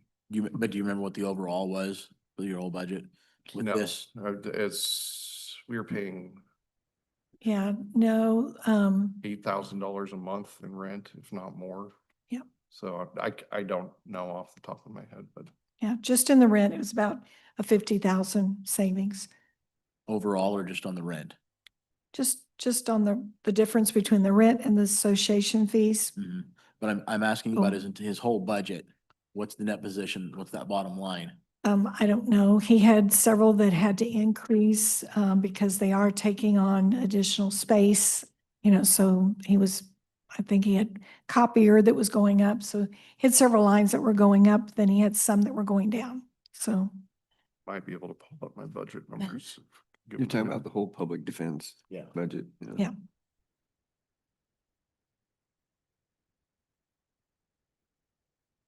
I'll have to pull that up for you. I don't think I can get that right away. Okay, any other questions for Ian? I think we're good. Okay. Thank you. Thanks. We'll go to the next one, which is our prosecuting attorney office. And they are unfortunately in the same situation. They had several positions that were funded on the mental health tax, and they were percentages of individuals. So you'll see that it's small amounts. And then what he's done is he's offered one position that is a senior prosecuting attorney, and he will change that to an entry-level deputy prosecuting attorney. Upon, I think that person's maybe leaving or left already. So that's a savings of about $46,000. And so on this sheet, we're showing a total cost to general fund of about 64,000, but I'm not showing on here that he's also going to transfer in for the next 2 years, 25,000 from a special drug fund to help offset that. So that would be a net increase in expense to his department of approximately less than $40,000 for these items. But at this time, like I said, it's just pieces of positions. And so we need to fully fund that and my recommendation is from the general fund. And he had a wonderful list that he shows things that they've changed and done for the last couple of years in savings to the general fund. So I'll let him explain that. Have you guys had a chance to review, I guess, at least my handout or that was provided for budget purposes? No? No. Okay. So if you want. So I guess some brief background, basically here on the mental health sales tax dollars. For my office, that started January of 2018. It originally was a full-time DPA that was funded. Since 2018, it's kind of morphed into partials for employees, including myself, 2 DPAs, I think 27 and 21%, a couple legal specialists and a paralegal. So it kind of morphed from a full-time position to partials of 5 positions. I think what happened is through the budget processes, perhaps the board or budgeting, money was just kind of moved around at different positions on people in my office that touched, cases related to therapeutics or ITAs or diversions, things of that nature. So it kind of morphed from one position to partials of 4 or 5 different positions. So yeah, my request is basically to retain the same amount of FTEs that I have. Currently, I have 2 full-time deputy positions that are open. One of those is being backfilled by an attorney who worked in my office, went to Multnomah County, lasted 2 weeks, didn't like the culture, is now partially retired and working 2 days a week now, up until recently 3 days a week, but he's also done at the end of the year. So he's kind of been backfilling one of those full-time FTEs. So we did lose an individual about a month or 2 ago, who was that senior DPA that we had recently hired. The goal is to find somebody new. Part of my, I guess, potential funding sources, as she pointed out, I do have a drug fund, which was a county created many, many, many years ago. So back when individuals were found guilty of drug crimes, they were required to pay a legal financial obligation of a drug fund, which basically went into a fund that I control. We no longer, or legal financial obligations are much more minimal now imposed compared to what they used to be. The drug fund is something that has accumulated up to about $250,000. It's not going to be continued to be funded from here, I mean, into the future. So it's not really a fund that is going to be growing, but it has steadily grown over the last 10 years from about $100,000 to $250,000. I've been saving it as a rainy day fund. I have utilized a portion of it to help our task force pay for furniture and stuff a few years back. But nonetheless, I held on to it thinking I might need it to utilize it for budgeting purposes. So my proposal was to utilize about $25,000 a year for the next 2 years, which would be about 1/5 of that fund in order to help make up some of this difference. I could also, my extra help line item is generally right around $39,000 or $40,000. We had previously utilized that for an employee who worked part-time, who is now full-time. We've never refilled that position as an office specialist. But that is the money I believe we're using now for this part-time attorney. So I would like to keep some money in extra help. Reason being is if I do need somebody temporarily part-time, or if we have, let's say, Rule 9 future attorney internships that we would pay for the summer or whatnot. So I probably don't need $40,000, but that can be reduced. Just a few of the things that we've done this past budget cycle that I did identify is that last year we did consolidate our child support services, which used to have its individual office over on Commerce. It is now internally within the Hall of Justice. That was a 10-year lease that expired last year, and so we moved them into our office. There was a little bit of remodeling that happened, but that lease was about just under $5,000 a month. We have 2 child support attorneys. The most recent one I hired, we had an individual retire. I replaced that individual with a 0.8 FTE. So I've reduced it from a 1.0 to a 0.8. 2024, I did not fill an interviewer position at Child Support Services when somebody retired. As I kind of pointed out, I haven't refilled our part-time office specialist position, which is paid out of extra help. And then in 2024, we also eliminated our motor pool vehicle, which was about $5,200 a year, but now we're paying mileage. So we'll see how that works out. So just a few of the things that we've done over this past budget cycle that I think have been cost-effective, cost savings. So any questions? Yeah, Ryan, you have your senior DPA POS. In your words, what's a POS?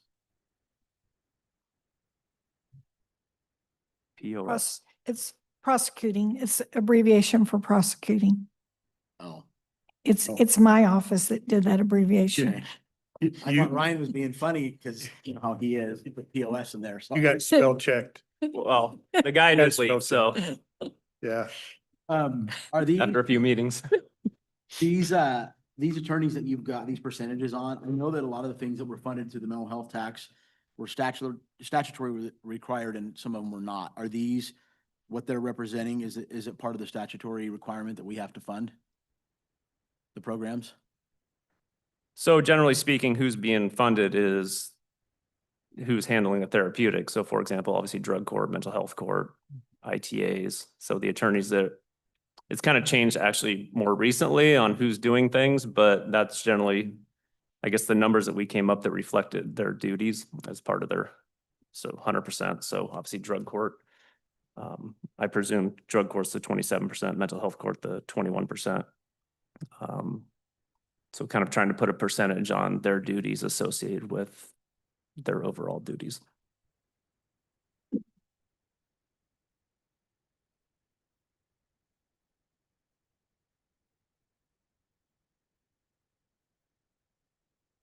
I guess my question to you would be the same as to Ian, if would these duties still be there? Would what, sorry? Would they still be doing the same functions? Somebody would be assigned these same functions within the office, yes. Historically, pre-2018, we had a felony DPA that would do drug court. Mental health court is newer. For example, in juvenile court, you have safe court, and now you also have ITC court. Generally, the juvenile deputy handles those. So generally, pre-2018, it's been somebody, Right. handling Superior Court, juvenile court, et cetera, district court. You know how many total people you have, Ryan? 33. Okay. So that would be including myself, 18 attorneys, 15 staff, 1.8 child support deputies, 2 staff members for child support, 3 civil attorneys, the rest criminal, so 12 criminal. So tracking in line with Chairman Dahl's question, and with regards to these percentages, are we, let's just say that we choose not to fund any of those courts. That was my question originally. Are any of those statutorily required that we have to fund? And if not, is the need for these attorneys still there? I would say the need is still there. I think I don't have the numbers with me. I can bring them back in a couple of weeks, but if I compare the amount of attorneys and staff that my office has compared to other counties, we're probably low. You had asked Ian how many cases his district court people handle out of the 3 of them, and I think he was just under 400. I have 2 individuals in district court. We have about 1,600 filings a year, so about 800 each. So the case numbers are already out of whack as to what my people have to handle versus his people. And I think that applies to Superior Court and district court. Where there is, I guess, parity, I have 1 juvenile deputy, he has 1 juvenile person, so they both handle those caseloads. But, obviously that is going to alter with each of the next 10 years with the reduction of basically 10% per year on public defense, if that's the route they're going. The number of cases that my people have to handle will just drastically increase compared to what his people are handling despite getting paid the same money, which I personally think is ridiculous. But what that's going to allow them to do is obviously, presumably, spend more time per case, which is going to put more of a workload on my people on a caseload they already have. So Here's a novel idea. Let the attorneys decide how much they want to handle, not the courts telling them. yeah, or For that. Of the 33, I know you would be management, but other than that, how many would you consider you give management duties to? so office manager over staff. And then on the civil and the criminal side, I have Doug, so chief civil deputy, who basically supervises the 2 other civil deputies. And then Eric Benson, who's the chief criminal deputy, supervising the 12 attorneys. And then we also do have Tony Carlo, who's an assistant chief, so I'd say 4. Okay, thanks. And do you have any vacancies right now? I currently have 2 no staff, well, minus that part-time position that we never filled. I have 2 attorney vacancies. I more count at like 1.7 6 now because I have that part-time individual.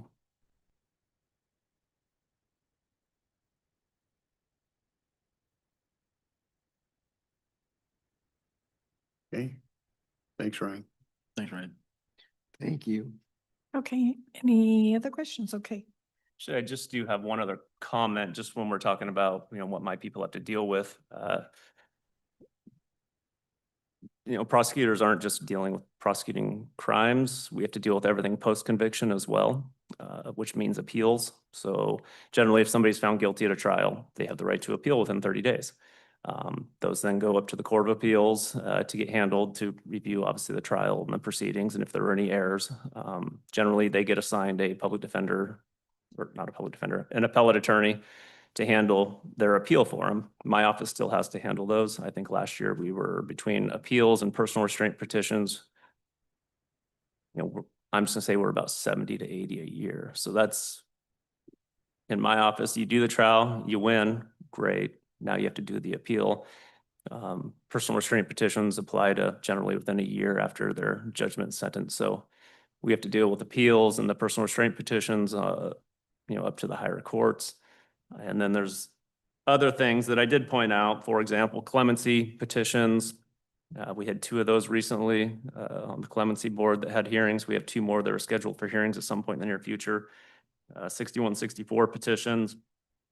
Blake, firearm right restorations, motions for legal financial obligations, motions to vacate convictions, civil commitments involving insanity, sex offender registration relief. So just a bunch of things that we have to deal with aside from specific number of cases, whether that's about 1,650 in district court, a couple hundred in juvenile court, or 1,200 in superior court for felonies. So a lot of those things I'm actually doing right now. I'd rather not, but nonetheless, just some commentary as to, aside from just prosecuting cases going to trial, what we have to deal with on a daily basis. And you said right now your attorney's about 700 to 800 cases. In apiece. district court, that would be roughly the number, because we have 2 in district court. Okay. In superior court, it would fluctuate depending on what type of caseload they're doing. What's going on? Yeah. Okay, And what type of caseload is somebody doing sex cases, gotcha. murders, for example. We have a 2-week murder trial going on right now. It's in week 2 right now. The 2 weeks before that, both my chief and assistant chief were preparing for that. So basically for the last month, I've been prosecutor, chief, assistant chief, because they've been preparing basically for a month now, and they'll probably take Friday off. Perfect. Thank you, sir. That's right. Okay, so now we'll move to, the next item on the list is our sheriff's office. And this too is a mental health tax. These were 2 positions that were paid off of mental health tax. And they're full-time positions for a total of about $232,000. And they're eligible, based upon their duties, to, if we were to approve, they could be paid off the opioid funds or the general fund. And I'll turn it over to Jordan.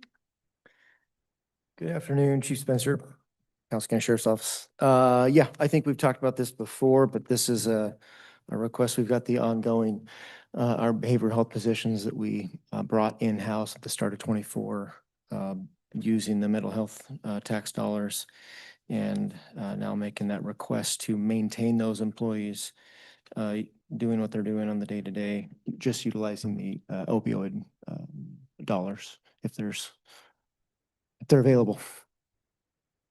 Yeah. When I first came on, we were contracting with, was it Great Behavioral? We're Columbia contracting Wellness. that out, and it was about 400,000. Then we brought it in side 2 officers ourselves because we felt that we'd have more coverage, which I think we have. I think we do have more. Yeah, more we coverage. dropped the amount of staff from 4 to 2, and then we also got rid of the 20% that Columbia Wellness would charge for the administrative tasks Yeah. for handling that contract. So, yeah, we significantly decreased the cost from the start of the program to where it's at now. if kind of explain to me how it works, and I know if you get a call, they'll go out with you or they go out, and then at some point in time, they take over.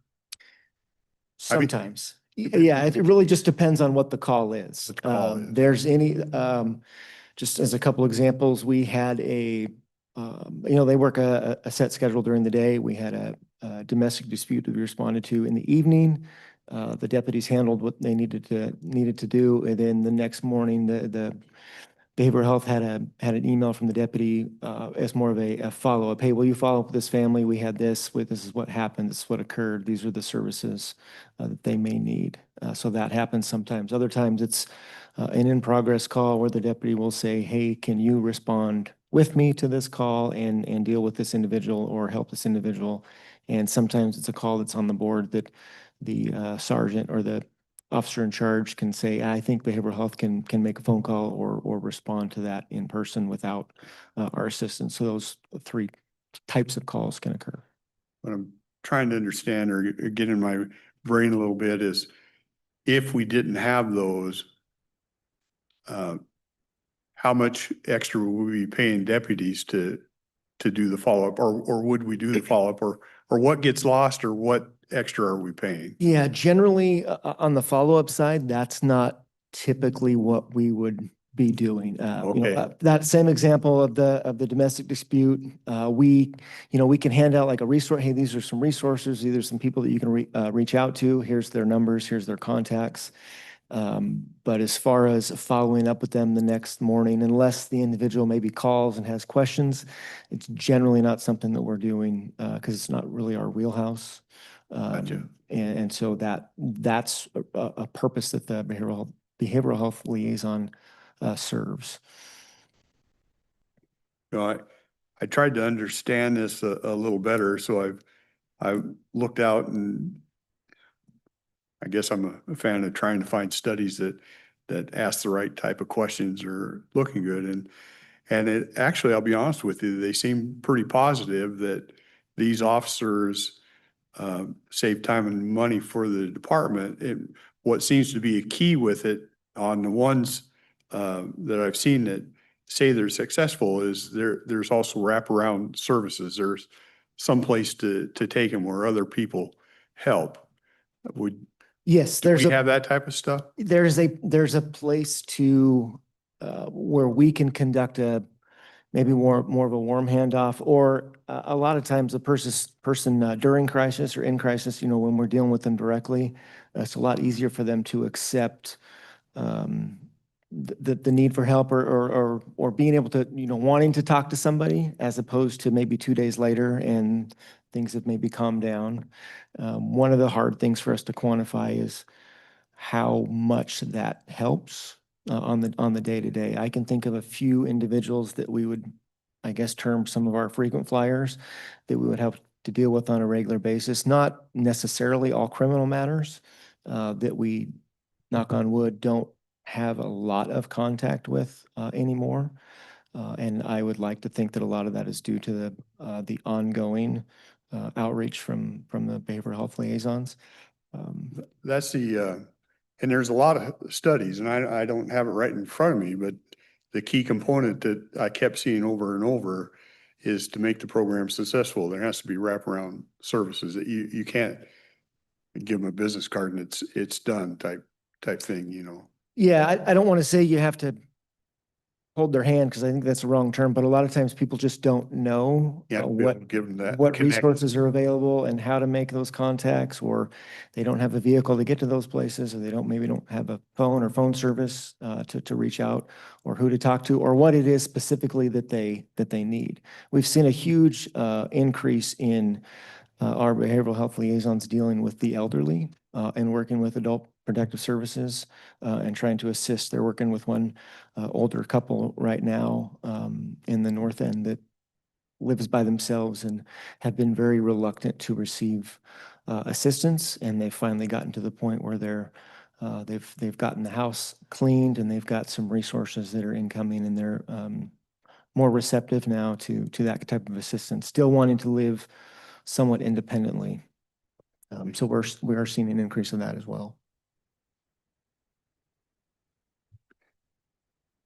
I can tell you that I've spoken with the sergeants the patrol sergeants deal with the liaisons on the day-to-day basis. I kind of manage the program, but the sergeants are dealing with them on a day-to-day. And I said, can you put a number can you, in 20 words or less, can you tell me your thoughts on the behavioral health unit? And it's overwhelmingly positive from the supervisor side. And I said, how much time do they save you? And they said, enough to notice it without putting a number on it. I did do a quick unit history for last month based on the calls and the types of calls and the amount of time that the behavioral health unit spent on those calls. And between the two of them, about 34 hours is what I can determine that they saved the deputies within that month. Within that month, Yeah. it's almost 1 FTE, close. Yeah. And again, we provide different services. And this is kind of, I mean, obviously there's tons, even in the state of Washington, there's tons of co-responder programs, even Longview that has one. And so I think we've recognized, and even I think House Bill, I think it's 1811 has recognized this co-responder piece and that we offer different services. So that part sometimes is hard to quantify as well as far as the man hours saved. I don't know if we necessarily would always spend 3.5 hours with one individual on, all these particular aspects. We generally don't have the time to do that, whereas they would. Sheriff Brad Thurman, I just wanted to add that they not only serve the sheriff's office on unincorporated areas, they also serve the small police departments of Kelso, Woodland, Kalama, and Castle Rock. They also work with fire districts, and some liaison work with the schools as well. And particularly the fire districts, they have, Jordan used the term frequent flyers. They have folks that fall in that category as well for them. And it can become labor intensive for them to deal with some of these folks. Our behavioral health folks can step in and help alleviate some calls for service that would take them otherwise out of service. And I did ask Chief Fletcher from the Kelso Police Department to give up his afternoon to come over and join us today, and just ask him if he wanted to say a few words about the benefit they receive from our two folks that were at the sheriff's office.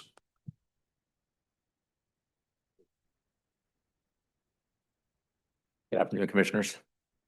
So one thing that has not been addressed yet is the fact that a lot of our interactions with people who are suffering from mental illness, our presence at calls for service seem to exacerbate the episodes that they're experiencing, and it generally leads to unnecessary uses of force.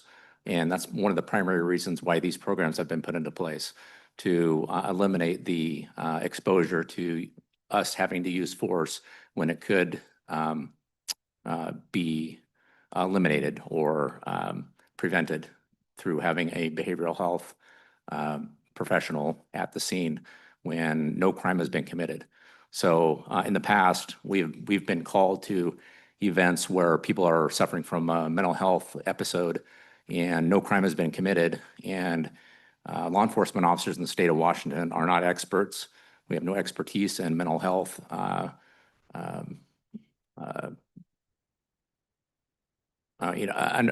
trying to diagnose what they're experiencing or how to treat them or how to address what they're experiencing. And oftentimes it leads to force being used against them. So having these units in place across the state prevents that from happening. And just as a matter of reality, the risk of not having these units in place will increase the potential for law enforcement officers to have to continue using force against people who are experiencing mental health crises when they haven't committed a crime. So I think they're essential. We do utilize counties' behavioral health units when the primary resource that we utilize is not available. And we have called upon them a number of times since the inception of this program. I don't know what that actual number is, but I know I do monitor the radio every day that I'm at work, and I know that we have called upon county's BHU to respond to Kelso when our primary resource isn't available.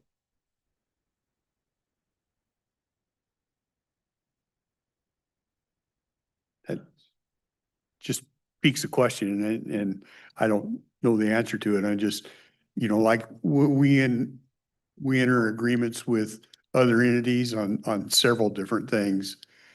It seems like I know the city of Longview has their people, Kelso has their people, we have our people. Does it make sense to have an agreement with everybody and we all share the cost, or does that even make sense? Is there any way to track how often they use that? Well, I know the way it's currently funded through the mental health tax, that's a countywide tax. So to start billing other entities for when their citizens are actually paying into that, I don't think it'd be really equitable Yeah, in that okay. regard. Longview's program is a little bit more robust. I think they're funded A little about, different. they have about 6 people. They have actually, I think, a PhD level person heading up their program, and they get state and federal grants to run their program Okay, as well. So. all right. And we're kind of for the rest of the county. And like I said, with the mental health tax is how it's been funded. All right. Just a thought.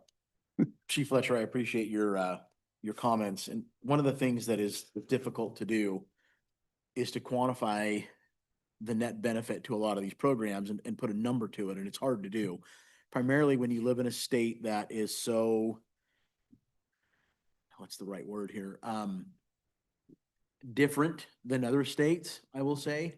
As I sit on the Great Rivers Behavioral Health Board and CIHS, it is really, it's hard to see a net benefit on these sheets to these programs. It really, really is. Especially because you don't know how far reaching these programs are. You don't know who it touches at any given time. And it is difficult to just say, well, how many people did you touch and how many people didn't get arrested? I think these programs are a little bit more complex than that. And one of the things that I see with regards to these, like this particular program here, the entire county is benefiting from the 2 behavioral health, officers that we have, and they're seeing the benefit to that. And long term, I think that what we need to do is exactly what we're doing right now, and that is continue to sit down and reassess, are these positions doing what we're paying for? Is the taxpayer getting the service that they're paying for? And ultimately, we're going to be the ones that make the decision whether it gets funded or not, but we're making that decision based on information that the experts are giving to us. And so we're really relying on you guys and your expertise and your experience with regards to these programs as to whether or not they should continue to be funded, and if there is a net benefit to the community. Ultimately, I feel like it's a tough decision to make because, like I said, you can't quantify it with a number, the benefit that it's giving to the taxpayer. This is one of the things that you can't quantify with the number. And so I appreciate the presentations, everything from drug court to juvenile to this, and what you guys are bringing to the table and making an attempt to educate us on these programs and what the long-term effects of them are. But ultimately, it's a tough decision to make when we're facing the financial situation that we're in. And so I do appreciate you guys coming in and presenting what you presented to help us make the decision.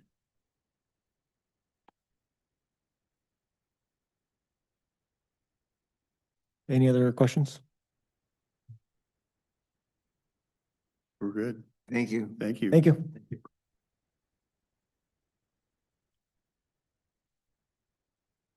Okay, the next item on our list is the coroner's office, and she is unable to be here, so I will explain the request.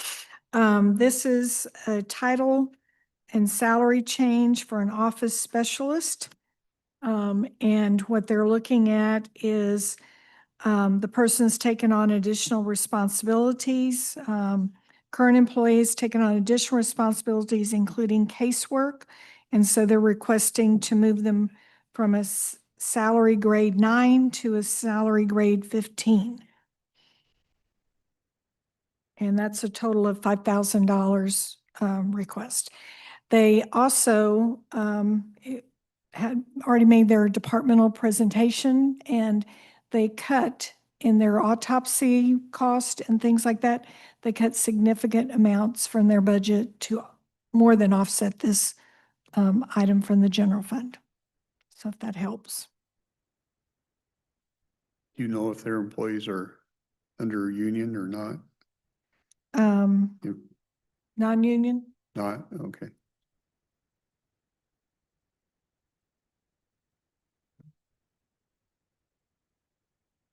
And so to go from, what'd you say, from 9 to 15? Yeah, the request is to go from salary grade 9 to salary grade 15. And so what does that equate to for a percentage change? You know, if I don't remember off the top of my head. I don't know what it is. I don't know what the current salary is. I just Sounds put the increase, sorry. sounds impressive anyway. Yeah, I'm pretty sure that's more than a 5% increase. What? Yeah, I guess I have no idea what the additional responsibilities equate to, or how you equate that to that big of a jump. So, Yeah, she's noted casework.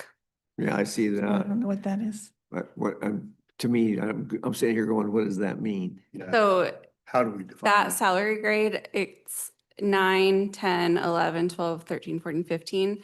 So she would likely go to step 1 of that salary grade, which would be over a 5% increase. But I believe the jump from 9 to 15 is an office specialist to what we considered an admin assistant, which has happened in other offices as well. But I don't have her request in front of me, so I'm not positive. Yeah, her request, An assistant includes this casework? Yeah, okay. her request is to change their current position is called office specialist and to change it to a new job title of administrative assistant. So will this, moving her to 15, does that leave her anywhere to go? After that point, what happens? How many steps are left? Yeah, how many? So each salary grade has 7 steps. So the likelihood is that she would go to step 1 of salary grade 15, and then she'd have 7 steps to go to. So there would be a step increase for 6 years. Okay, so the 15 wasn't lateral, it was horizontal. Correct, yeah. Okay, got it. I'll get it figured out someday. I'm still not sure. I got it figured out.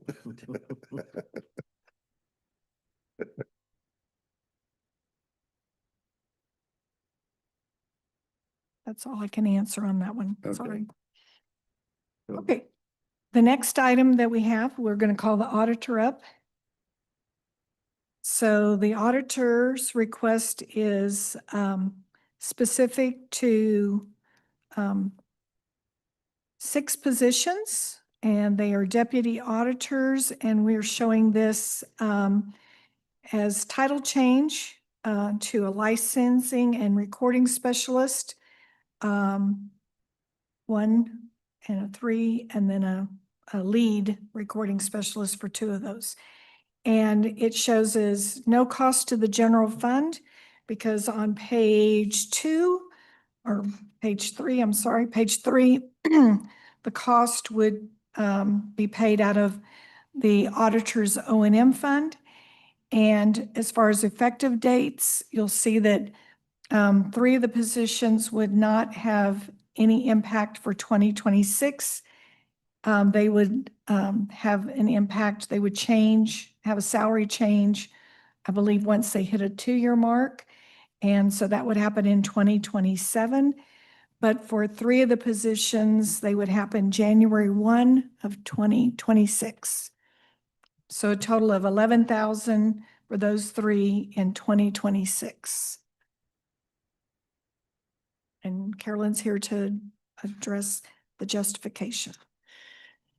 Yeah, so I gave a presentation on this last week and I will not repeat that. I am concerned that I may not have communicated my request clearly. So today I'd like to briefly summarize my request and provide you with the details that I believe you're looking for. So we have some staffing issues in my office, constant turnover, like others that I'm hearing in this room.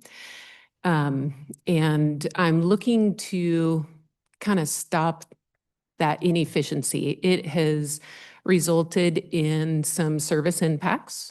I have had to reduce my recording hours temporarily while I got new staff trained. I've had to close my licensing office doors once for the rest of the staff to attend their required training. So I'm looking to create an efficiency. This request would be adding one salary grade, not a step. They currently are at salary grade 180 to begin with. When after a year and they achieve their licensing certification, they go to 190. And I'm asking that you insert one more grade at year 2 after they receive their recording certification and hit 2 years of service employment. And it be funded entirely out of my auditor's office O&M. Some clarifications that I wanted to provide. My auditor's office O&M is not available to other departments. The sole function of that O&M is at my discretion. It is to provide the county with recording software, ongoing maintenance and replacement costs first. That's its main priority. And then after that, it's to assist with the digitization process in other departments as I see fit.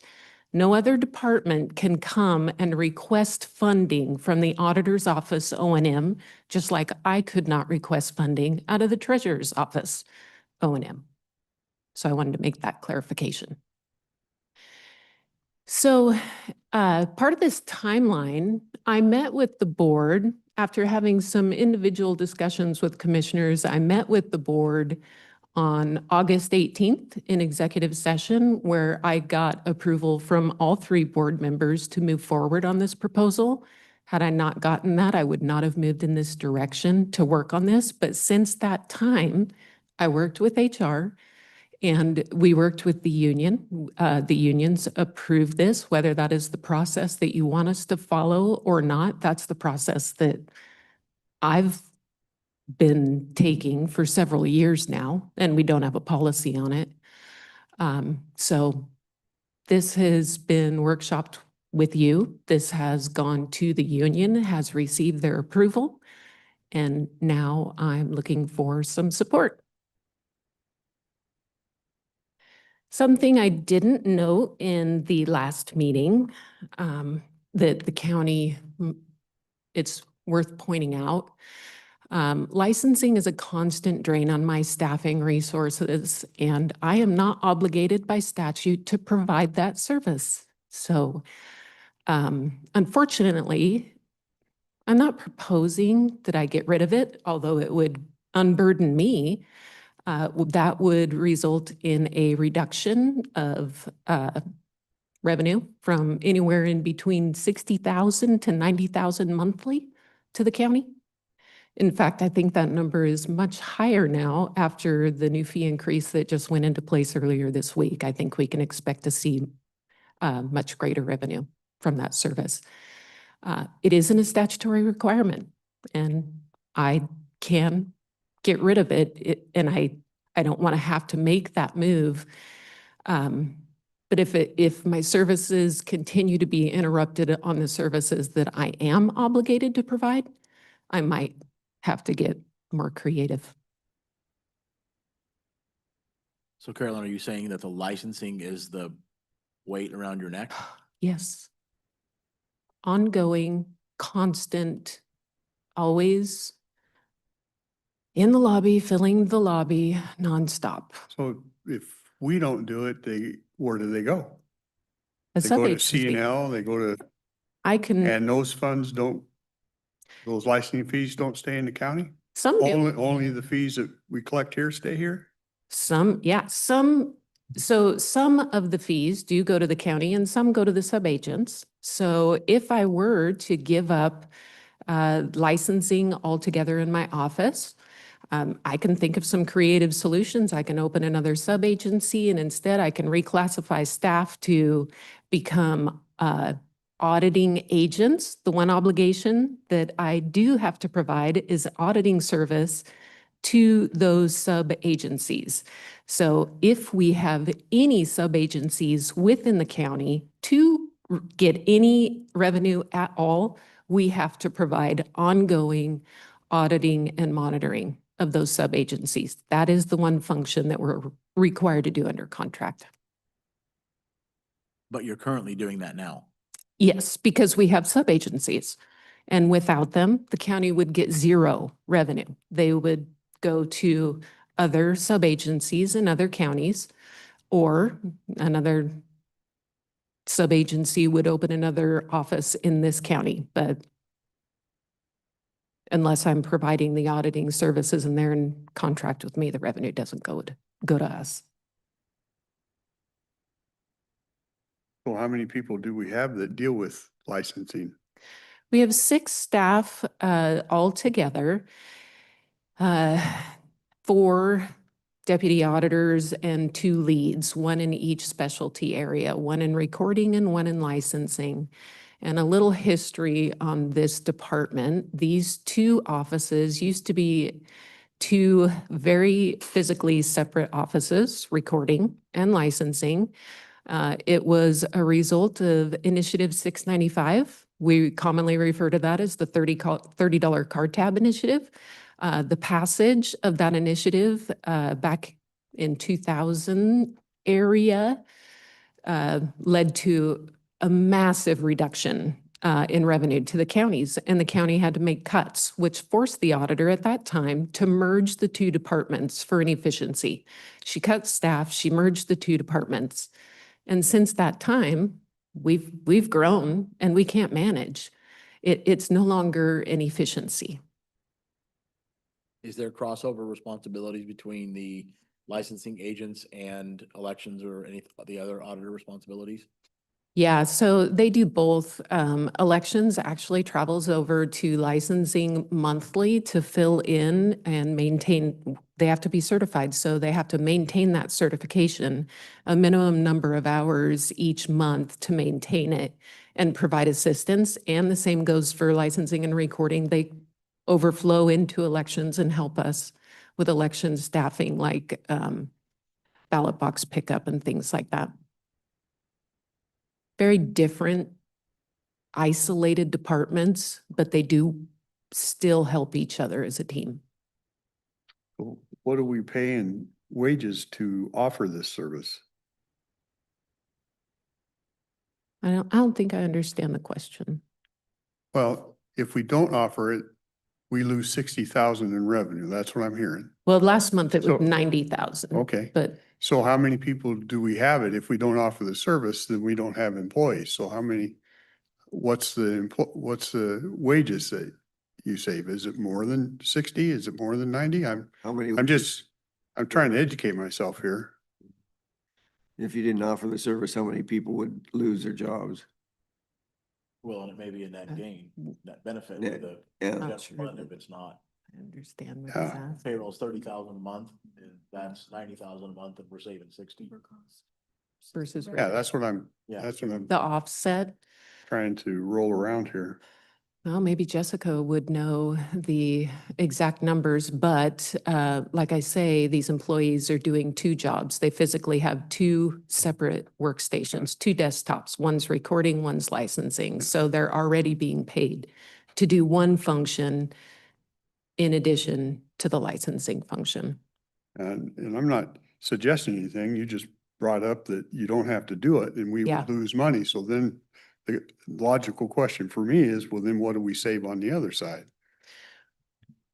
Well, like I say, I am obligated to provide the recording service. And instead of providing a licensing service, we could open another sub-agency and I could provide auditing services with the remaining employees and better handle the traffic that's in my office with just recording.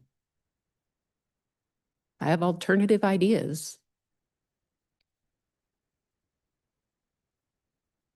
So you have 6 clerks, you said, or basically 6 people. And they're doing both functions, those 6. Yeah. So if you As of eliminated, 2006. if you eliminated licensing, would that automatically cut it in half and you only need 3? No, it's impossible to operate a division with 3 staff members. You have to figure that these aren't numbers. These are people. They are people with kids and families. They get sick. They're entitled to vacation. So the minute you have somebody out on vacation, another person calls in sick, now you can't give a lunch break to the third person, the one person that showed up.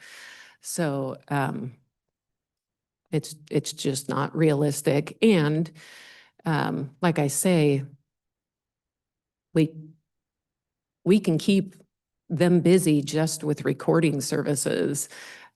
Licensing is the drain.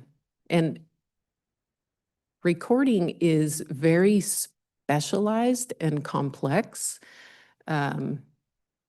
PRIA, the National Association of Land Records, is creating the certification program that I'm talking about here.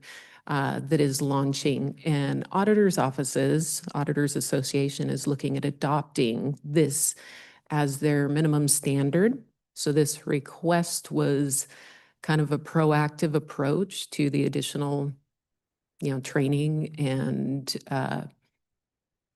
education credits that this staff would have to maintain if this comes to fruition. It's launching in February.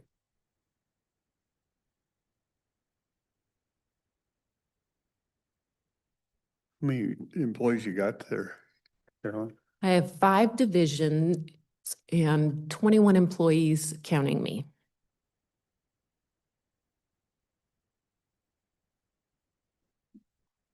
Number you qualify as I know you are elected, obviously. Number you count as management type or Well, management responsibility? I would say exempt versus union, because not all exempt staff technically manage. Some deal with private information, and they're exempt for that purpose. So I have 7 exempt staff, I believe, Okay, and then 8 counting me. yeah. So Carolyn, I understand your point about the licensing and the recording. But help me understand how this ask is going to solve that problem as far as the licensing goes. So, like it or not, we are not the same.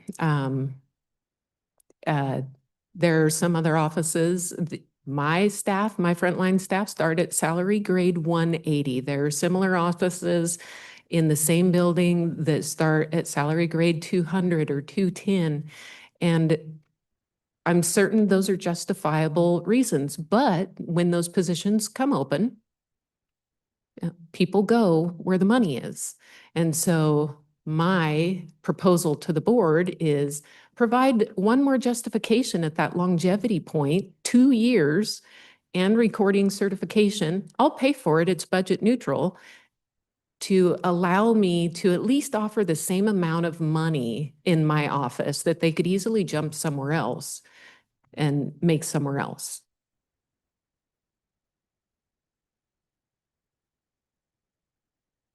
And not do 2 entirely separate division jobs. So they're not related. Licensing and recording are not at all related, to entirely separate fields. So ultimately, you're trying to make it less attractive for somebody to move somewhere else. Well, we have tried all the non-monetary items. It started with some MOUs with employees to be more flexible in hours. We've went to the 4-day work week in the last couple of years, which is a huge, huge incentive.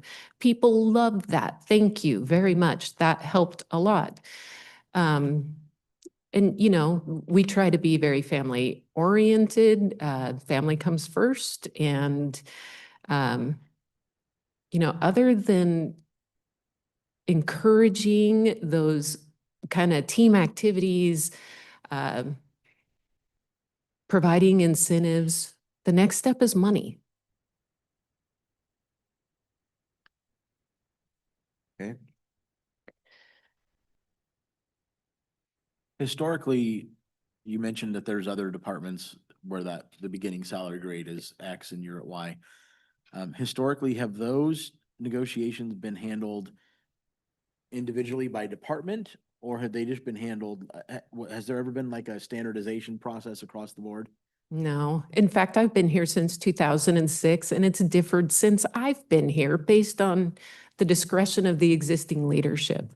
So Leadership being the board or the board. elected? So there were, when I first started, OFM had a much tighter handle on the process, very tight, I would say.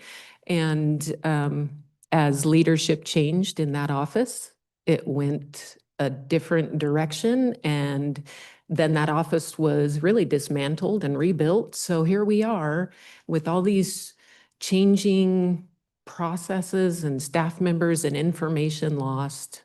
So there isn't a standardized process. I'd encourage you to adopt a procedure if that's what you're looking for.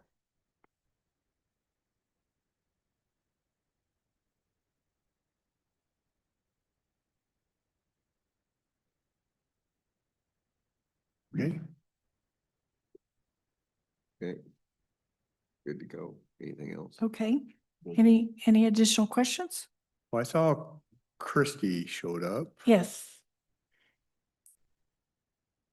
Can we had one question on Thank you, Carolyn. Thanks. the change from I think we're finished with. With- Carolyn. from a 9 to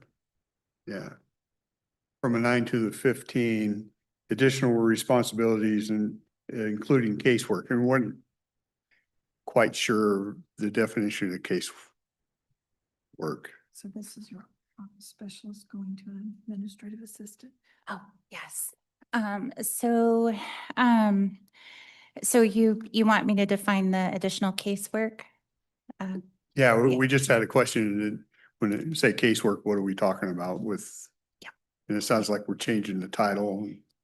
Yes, so Grace has, she's gone above and beyond what her original parameters were for her position, and has taken on investigations. So some of our investigations are over the phone. Well, she'll take a call.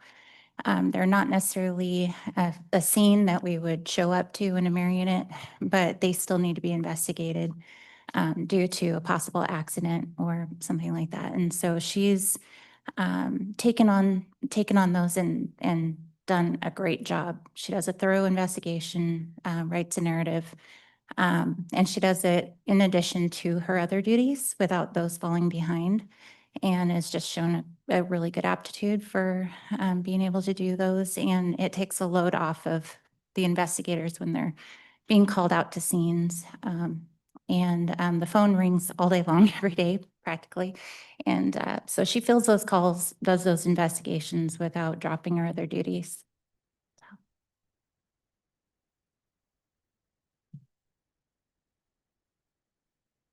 Did that So, kind of answer? well, Are you still working? yeah, I'm still thinking this through. Would it be possible to get a job description of what she's doing now versus the new classification we're proposing her to go to? Sure. Yeah. So she started out, we needed an office assistant to, she does the accounts payable. And we needed her to answer phones. The investigator who's there and also Dana and myself, we're all answering phones.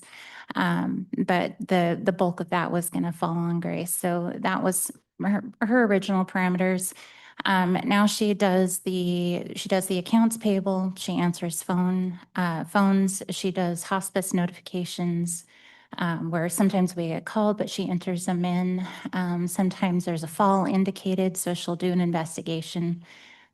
We get hospital calls, and she'll do an investigation, and sometimes she'll go to the hospital. She's shown that she can go pick up a decedent if necessary. Gosh, the myriad of other things. She does stats for us. And I had to run up the stairs, I'm out of breath, but, she will also do releases. So she's second when we have to do a release. She can do a release by herself. So we're releasing to funeral homes. Those are far outside her original duties of, the office work and the accounts payable, which is full-time. So, Okay. Thank you. okay.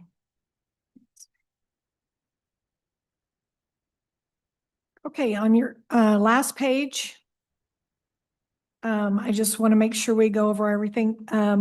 We have the health department, which she hasn't come and presented for her department yet, but she is eliminating, inactivating 5 positions. This does not impact the general fund. That's why it's on the last page, but just so that you know, there's 5 positions that will be inactivated in the health department. And then information tech, IT, or IT department has one ask and one request here. And this is to add a position called an ERP business analyst. It's an exempt position.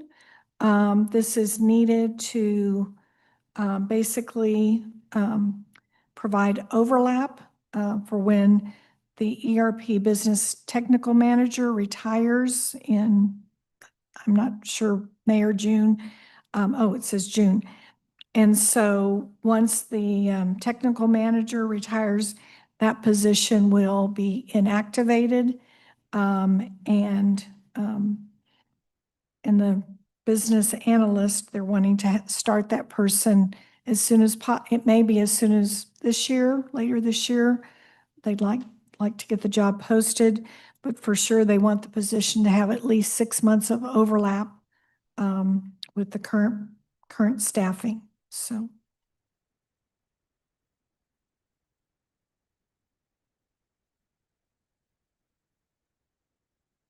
That's it. That's all of our items. And I know we're running along and then you want to run through this again and get a yay or Yeah. nay from us, which is disgustingly difficult. But I need to stretch my legs. I think we need a 10-minute break. Yeah, good, Okay. because I need one too. Okay, so let's take a 10-minute break.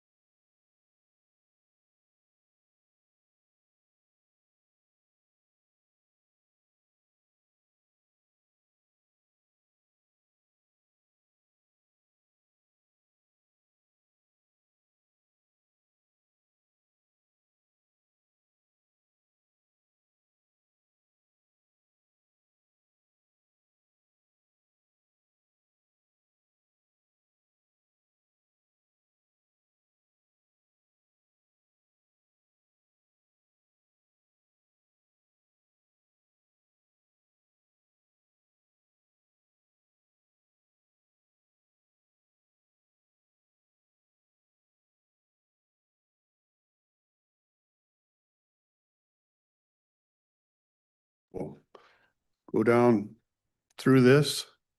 Okay, and then Uh, I do have some, once we get to some of these, you'd ask about departmental cuts, and I have a few of them that we were able to gather real Yeah. quick. This is, I don't know, what I would say is, I work real hard to not take any of this personal. This is tough to do. It's not an easy thing, but I do know we have a responsibility and so told the other commissioner I'd rather be having teeth pulled right now than sitting here, but we'll do what we need to do. Okay? Okay, so on the first item is our district court. This was the position that's a title and salary change, but they are also reducing budget in order to make that happen. And so they are actually recommending to return to the general fund $33,000.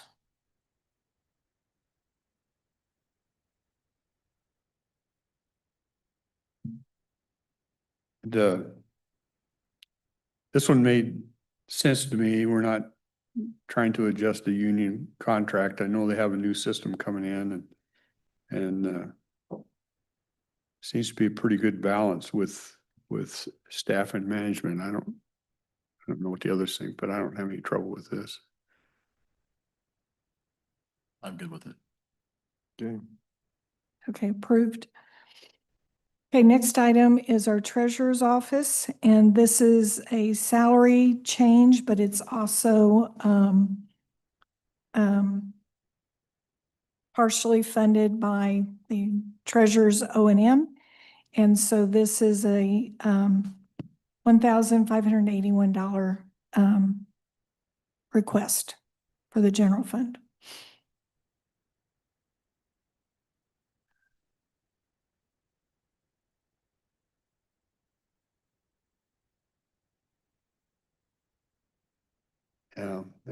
I'm getting kind of careful on because I hear we've been doing it for a while. I can't control what was done by past boards and stuff.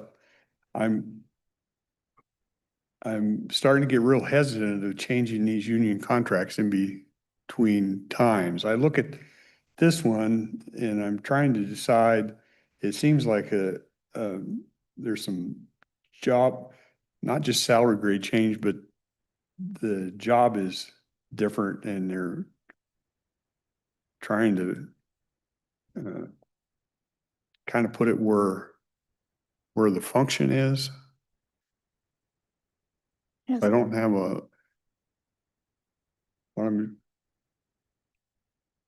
I guess what I'm trying to decide, I don't have any issue with what we're doing here, Deborah. I really want to get to the point where we do these things when we're negotiating these contracts. But I don't have a total heartburn with this, but I would agree with that. I don't know that this is something that I feel outside of anything that has to do with renegotiating a union contract that needs to be done during negotiations. I don't know that that's really necessarily something that we should be doing halfway through. So I agree with you, Mr. Chair, that I would like to see this done during contract negotiations in the future, that we standardize that that's what the proper protocol is. Ideally, I'd like to see as much of this focused at contract time also. However, I also want to say that if you have job changes and changes of duties or new state requirements come along, I also want to put a lot of faith in the director or elected official for their department. I also want to trust in their judgment to be able to do some of this stuff to a certain point. And I don't know how to balance it off and say, if you're looking at doing something like this across the board for half of your employees, I don't know that that's something that I want to bite off on, but at the same time, I do want to trust that if you have major changes in job descriptions, that this is the place to bring it. This is, and if you, especially if you've done the homework with the unions and everybody else. I'm not sure how long the union contracts are. They 3 years? Most. Well, I have written down here that this expires 62. What's that? June of 2027, 2027. end of 20. End of So 20. it's a 4-year contract? So we have a 4-year contract and we do budget every 2 years. So it's kind of hard, you know, when you're running an office and you want Yeah. to, you know, change things that you can only do that every 4 years when the Well, contracts are negotiated. I appreciate that, but we sign contracts for a reason, you know. We can't go in and just tell the union, hey, it's been 2 years, we can't work this, we need to have you need to change your contract. It seems to work one way. It works when it's coming from us, but us going the other way, so I'm just, and Deborah, I'm not saying I don't have a whole lot of issue with this. We're just talking about one person and a lot of us being paid out of the other. I'm just saying in general, I think we need to start working our changes around when the contract. If we don't like the contract, then we shouldn't be signing it in the first place. Yeah, I understand that. Yeah. It is kind of hard if you can only make adjustments every 4 years. Yeah.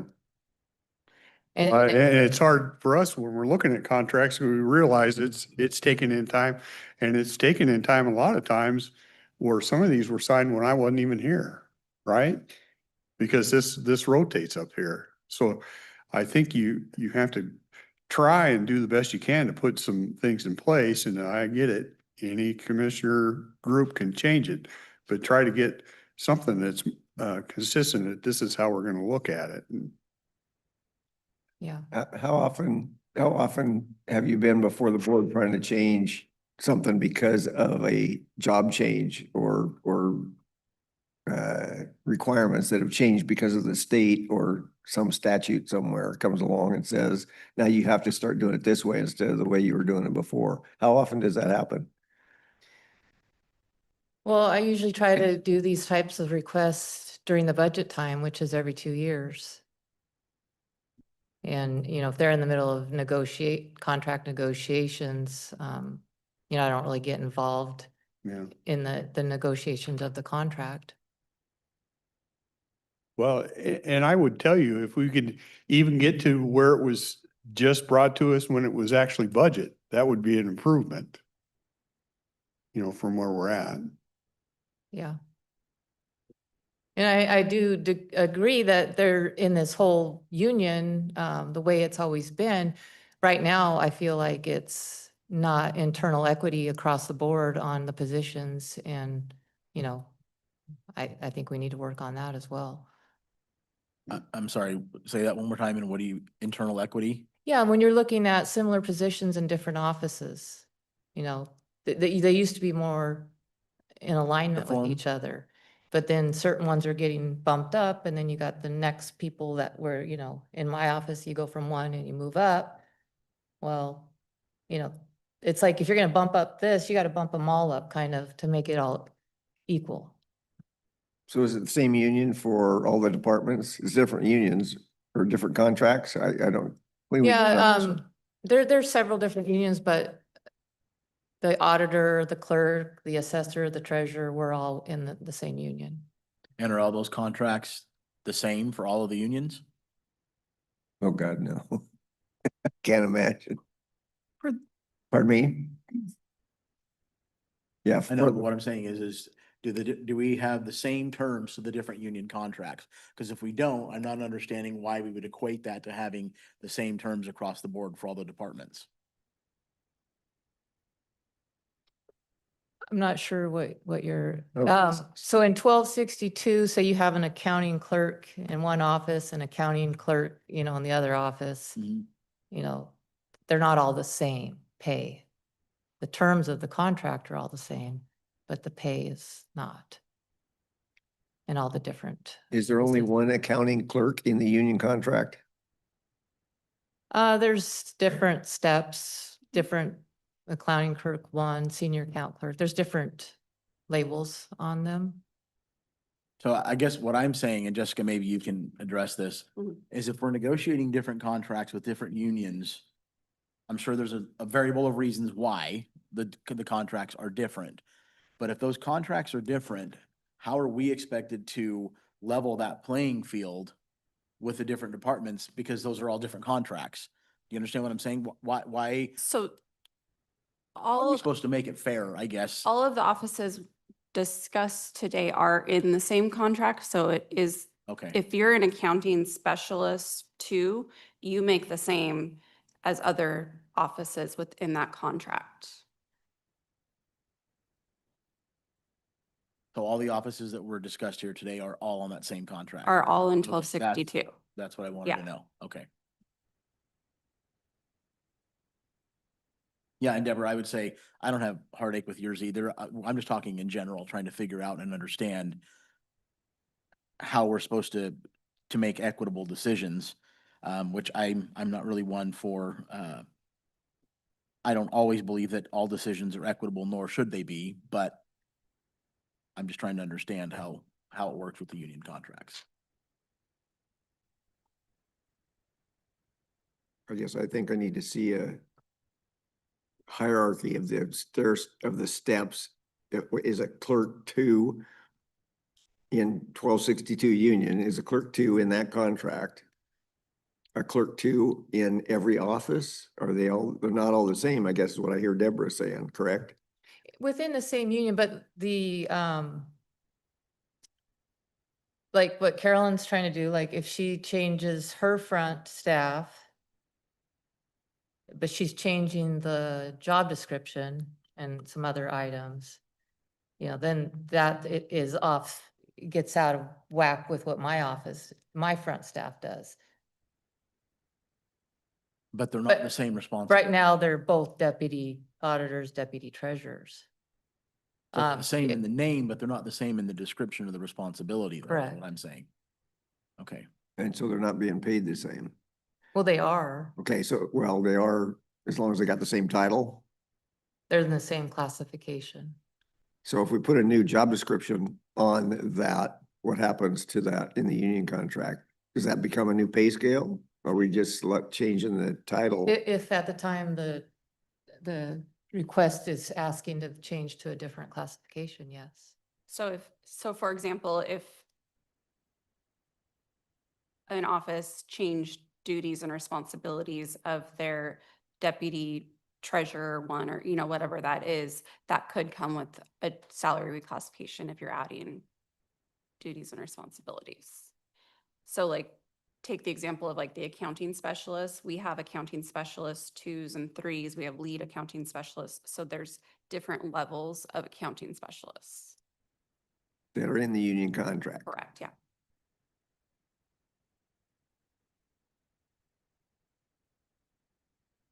Okay. I'm not sure if I'm more confused or less confused. And I just came up here to point out that you're talking about salary and contract negotiations. And when we look at the county policies, I mean, I went to Jessica several months ago about my reclassification request. And according to the policy that we currently have, it says it's to be done during the budget cycle. So any salary adjustments are addressed in budget cycle. So that, like she said, if we've got a 4-year contract, but we've got 2-year budget cycles, how do we balance that out? Okay. How do we balance out the classifications too? You're comparing apples to oranges. One office doesn't do the same thing, but they're all classified the same. So in my world, salaried would be what you call a unclassified category, and an hourly employee would be somebody who's under a contract. So salary to me means you got nothing to do with the union contract. You're not under a union contract.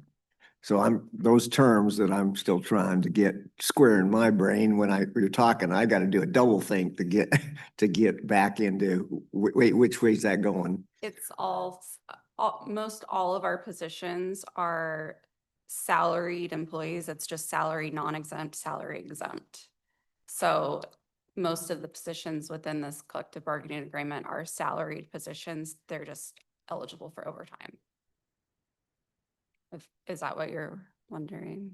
No, I've already understood that part. It's just that keeping up with it because of my years exposed to the other stuff, but yeah, I understand. And this also brings up kind of what we've discussed in previous board meetings is, that personnel adjustment, salary or policy, fine tuning that. So there is a policy because it has kind of been up and down as far as when to bring these things to the board, how to bring them to the board and stuff. So I think a standardized process and procedure is going to help a lot.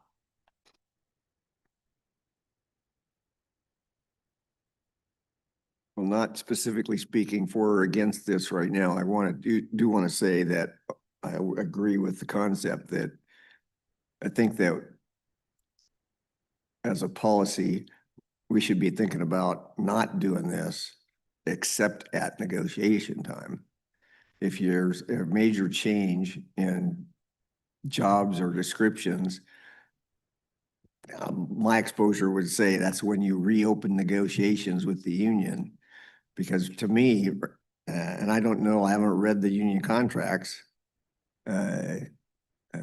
Typically, there's a real hard restriction in my exposure to union contracts that you don't make interim agreements in the middle, in between negotiations. Now, I'm not going to tell you it can't be done, but there's, so in my exposure, it didn't happen. In, typically when we do this budget personnel requests, and if they get approved, is that what you do, Jessica, is go back and open the negotiation and Correct. negotiate these changes that the board has approved with the union? So if the board approved something during this, they would basically give us the discretion to then take that to the union, but that's up to the board on what they would like to do. Well, it sounds like you've already done the background work with this. I mean, most of this has got the No, I didn't. foundation laid. I didn't discuss it with the union because it needed to be, this is how it's been. It gets approved here. And then whatever is approved, Jessica takes Okay. and negotiates with the union to get their approval. So there was no point in me asking the union ahead of time. I was doing this with the budget process, and that's how I understood the process to be. Okay. So Jessica, putting you on the spot here. With these negotiations, the way that they sit with the one-off asks throughout the budget cycle, what are your thoughts on what should the proper protocol be? I don't know if there's necessarily a right answer. It's up to the board and how they want to hear those changes and hear those requests. I understand, it's a long contract, so things happen throughout a contract cycle. So I would just like consistency. So however. Well, I guess what I'm asking is like, how long does it take to go to the union to get it approved as opposed to just coming to us and getting it approved? Well, if it's a union change, it has to go to the board and the union. So It's gotta go to I would both have to go to places. both. If we change our job description, the union has to approve that change in job description before it's supposed to. Sorry, I thought that was on. So I've updated job descriptions in the past, and before that goes through, the union has to sign off on that job description change in order for me to post that position. So there's a lot of different wheels spinning here. Kathy, can I ask you a question?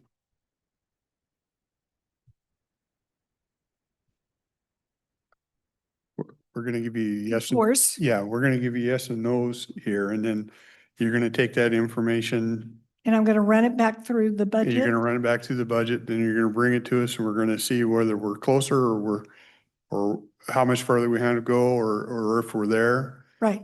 And will that leave us enough time if say we look like we're much decent, we're in pretty good shape, or we see something that indicates to us that we're either better than we thought we were, or we're worse than we thought we were, then from that point in time, we can make some adjustments.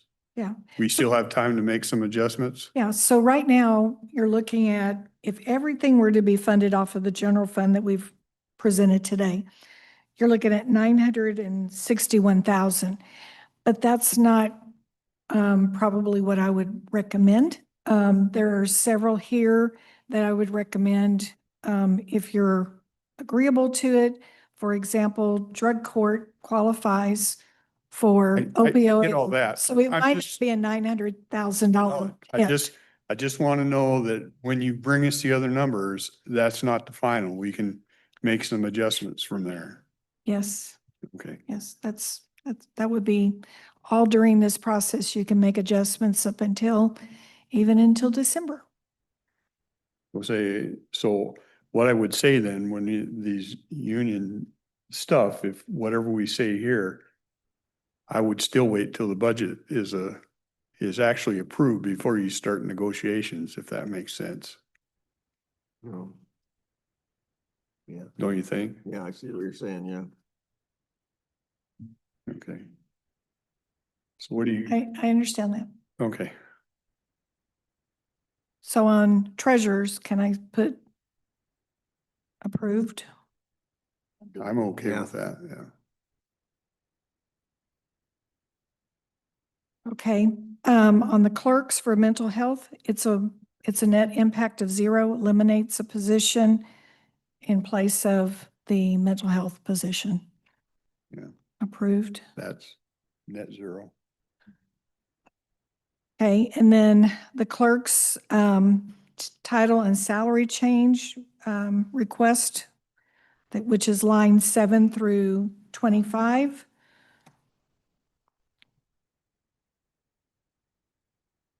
I gotta say, this one gives me a little bit of heartburn, Yeah. Stacy, Think I only can do because that. we're in a situation where we're really trying to cut. And I understand, and I understand your sentiment and what you're talking about with regards to your department. But I think this is a really big ask, given the circumstances that we're in right now, for me. Oh, be a no. And is there any middle ground there instead of that big of a step on each one of those? I do want to add one thing. So you asked earlier about what kind of cuts did they make to their actual operating expenses? And so for Stacy, I went and grabbed real quickly, and this is just like on the back of a piece of paper here. There's about $32,000 worth of cuts that Stacy has made to operating expenses. So one of those being in her professional and contracted services, for example. So 32, she's you said? contributing back about $32,000 of operating budget. And that's why I asked the question, will we see another after we make some of these decisions? Because Right. So right I- now she's sitting at 95,000 increase to personnel and benefits, but she's also cut $32,000 in operating. yeah. And while I'm looking at this right at this moment going, I would be a no when I see the other budget. It doesn't mean I can't tweak some of these numbers and maybe get there or get some help. If that makes sense. Okay, so is that a conditional approval or no? I mean, I'm Right now, for the numbers you're gonna put together, I'm a no. These gentlemen have votes also. Yeah, I am too, but what I would say, Stacy, is maybe in the meantime, see if you can find, like Commissioner Farrell said, some middle ground in there. When we come back. I just base those salary grades on comparables, so. Okay. Yes, it's negotiable. Please. So I'm a no right now, Kathy. Okay. So that one we may come back is what I'm hearing. Okay. OAS, finance, We're that's eliminating. net savings. Net savings of We're 152,000. losing you, which is sad, but I'll come visit y'all This time of the year? yeah. at this time of year. Yeah, I'll come visit at this time of year. Okay, next page 2, drug court, this is the mental health tax. We're talking about a net action item of $396,000 on personnel. And this is one where I feel strongly that your opioid money qualifies to, at least for a temporary basis. My forecast for the next 12 years or whatever it is, 17 years, I guess, shows that we're going to be receiving about $400,000 a year without the Kroger and the Purdue settlements, which we haven't gotten those numbers yet. And so it's about 400,000 up until the next 12 years. And then it drops off after that to 300, and then it drops off to 200. But just in interest income off of the opioid money so far, and looking at this year through the end of this year and forecasting next year's interest income, I'm estimating that we're going to make that we've already made and will make about $339,000 in investment income off of the opioid funds that have been coming in and haven't been spent. Well, I'm not one for long-term continuing to spend those opioid funds to fund drug court. I'm not for that. Yeah, because it's not going to be around forever. But I am for using it as bridge funding till we find alternative sources of funding, at this point. So, but yeah, I don't want to count on opioid funds to fund that moving forward. That's my personal. Yeah, I'm in favor of it. I'm not in favor of using opioid funds on this. The voters have told us no. And paying salaries and stuff off of temporary funds never sits well for me. You're just right back in the same position. If you want to fund this, I think other positions need to go away and it becomes a funding. I question some of the numbers I hear on drug court, the millions and all that other stuff, because if it was true, everybody would have one and they just don't. And unlike when I looked up behavioral tax, there's places that seem to think they work. There's other places that said they haven't worked for the officers. So I'm not convinced on that, but for the people that you put through it, they're committed to getting clean. Now, I think they get clean in a lot of programs, but I think it works for them in there. But, and this is going to be controversial and probably not please a lot of people, but I think we have too many probation officers in juvenile. We have 6 to handle very few cases. And I would take some of that funds and transfer it over, take the general funds out of that and into the drug court to pay for that and still reduce that budget. I get it that that's not popular, but I'm just looking at the reality of things. Are we helping more kids in juvenile or are we helping more people through the drug court? What I can see today is we can do with less officers. I mean, in 1 month, we had 88, we have 6 probation officers, that's 13 that each one is handling. That's just 1 month, I get that. But I have district court that's handling up to over 200 cases. So I think there's some room to move there. and we could move those salaries over and make that work. Now, I still think, that might be better suited down the road someplace else, but I would be more in favor of that than taking it out of the opioid funds. I think those funds can be used, I don't know that we've explored exactly the best use for those, but I think there's something we should look at and make that better.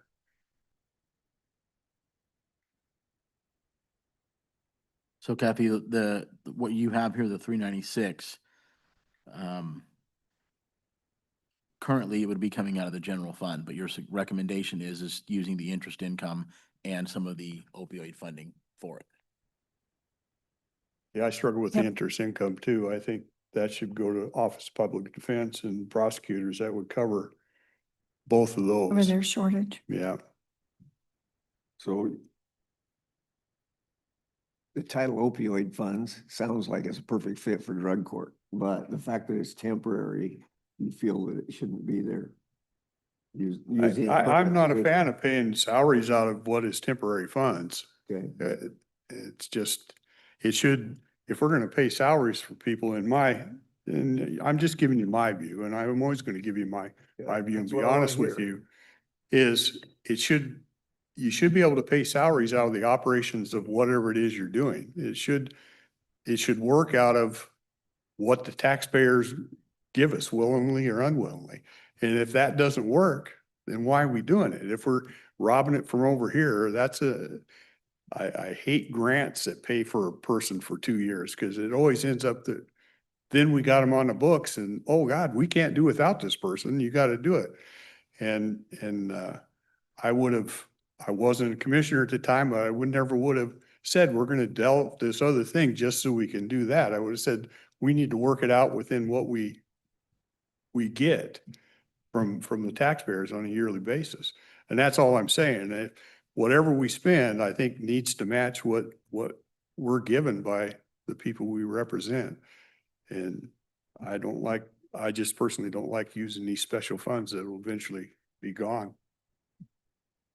Yeah, I agree. That's why I said I'm not for opioid funding drug court long-term. I do support, with the situation that we're in right now, I do support using it as bridge funding till we find alternative sources for it. And we are and that is in the works currently. So I'm for funding it help with, interest income or whatever we need to at this time to get us to the point where we can find alternative sources of funding. If we can't find alternative sources of funding, then that's a conversation that we need to have at that point. But right now, we do have things in the works that look like that could be a possibility here in the near future. How many years do we expect to have monies coming in from opioid funds that we know about? Oh, I put this together and I have until 2032, we're going to receive at least a minimum of 400,000 a year. Through 2032? Yes. And then after that, it drops off to 320, 320, then 273. So, And what are we gonna have to show for it once it's all gone? yeah, Well, I'm going to be optimistic and say I think that the opioid funds are going to outlast drug court. Because I think either the death toll is going to rise high enough that there's going to be really drastic changes, or I guess I don't know what the alternative is, but I can't imagine that the current drug problem in the country is going to be allowed to continue for another 15 years or 10 years. Something drastic is going to have to change. So, and at least on a temporary basis, I'm comfortable with using opioid funds if we don't find something somewhere else. okay, so I'm hearing 2 for temporarily on opioid and I would be a no. you're a no. If we're gonna fund it, it needs to come from other funds. But I don't have to have a unanimous approval to put to No, put them on They can open? outvote me. But, yeah. Okay. Moving on. Juvenile was a zero net effect, so I assume that's approved. I think juvenile is over. If On we're- that particular one? Well, I just think in general, and I'm sorry, George, I look at the numbers and there's just no way we need all those people over there. I just don't get it. We have anywhere from 8 to 12 kids and we pay 3 million a year in detention salaries, and we have 6 probation officers. We pay another 3 million for not that many cases. If we're serious about bringing our budget down to a deal, we have to, if this was a branch, I would have closed it long ago, just to be honest with you. So I get it, it's a net. But I'd take the win and take some of that back into the general fund instead of being a net zero. I'd second that.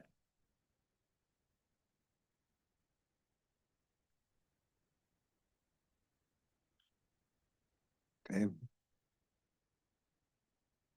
So am I hearing, Can't as argue with that. you suggested reduction of 2, did you say? Well, right now, the other positions, I was saying reduction to pay for drug court, but that's not flying. So now we're just looking at, we're gonna eliminate one to pay for the other, and I'm going, I just reassign somebody else to do it and save that 118.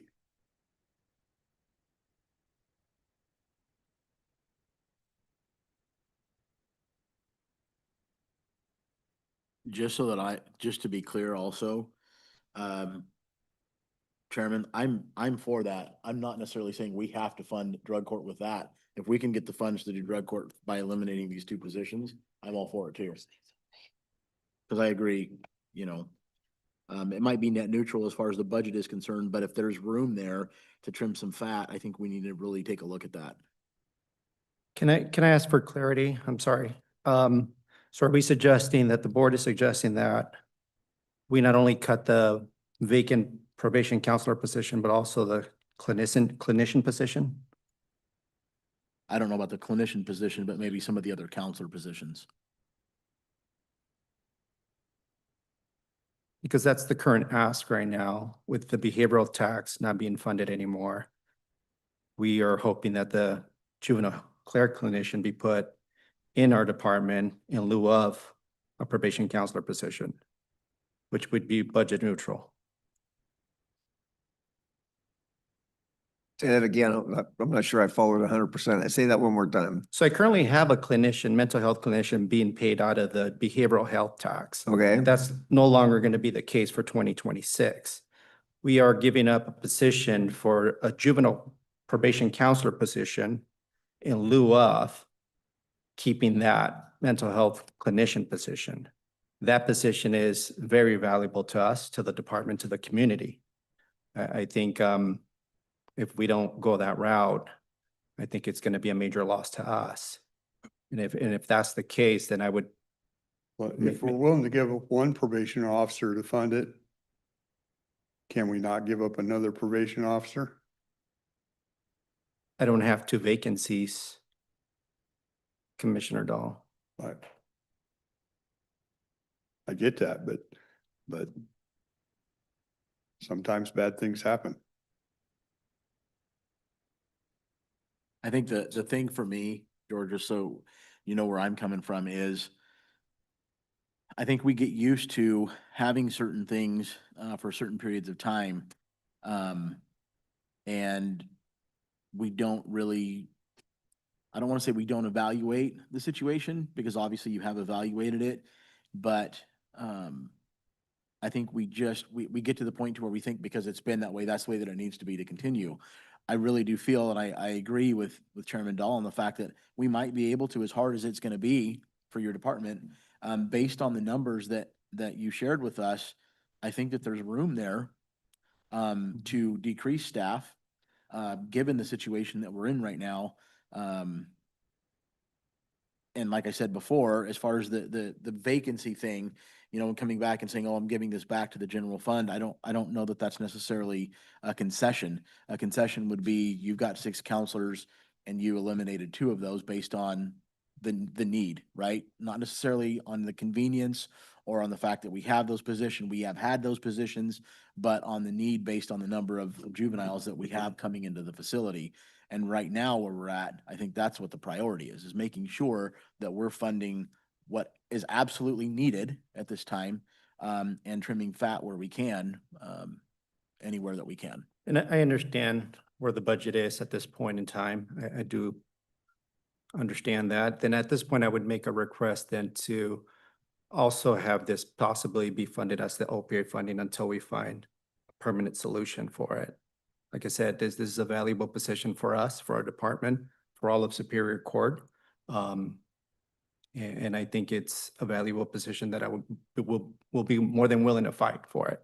So if the board is willing to at least look into the opioid funding and part of this position, I think it's in line with everything that the opioid funding is intended to do.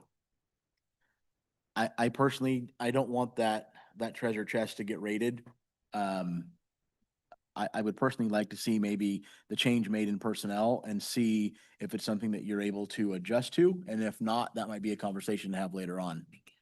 But I'm really not one for just having the opioid fund as a crutch for everything moving forward. Do you have any retirements in the near future?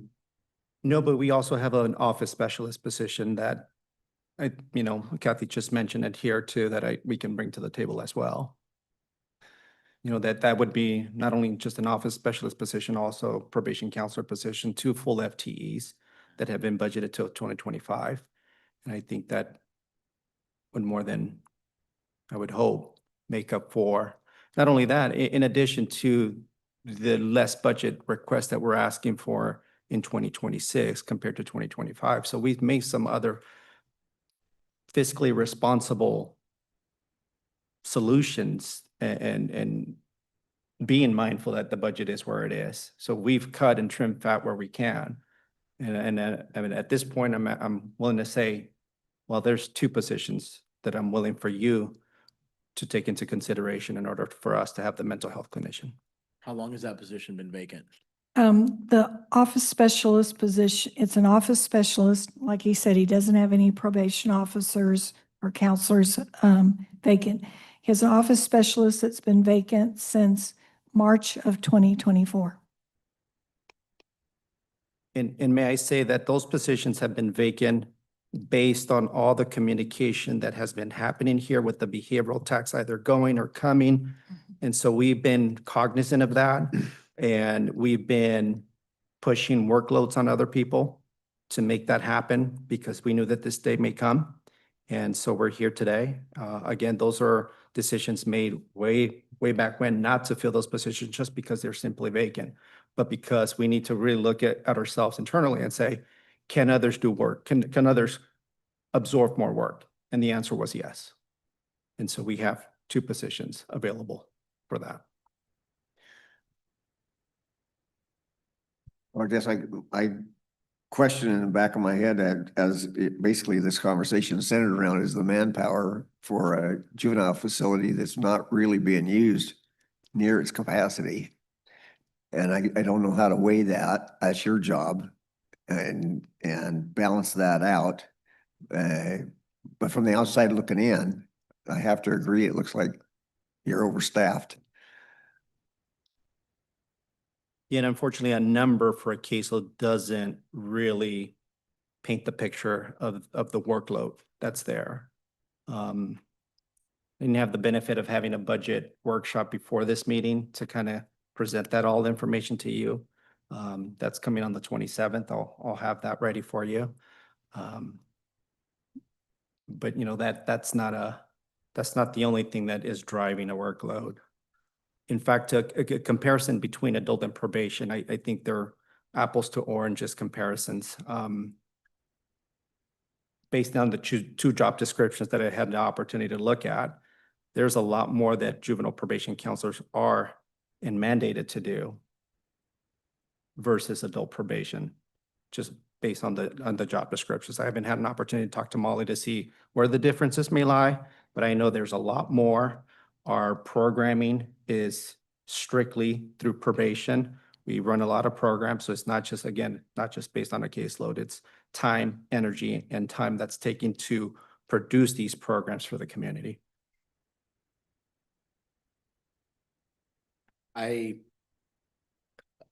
Here's where I'm at, George. The two positions that you're bringing to the table, aren't really spreading out any workload because one's been vacant for a year and a half almost. And the other one is like this new position that you're, bringing to the table.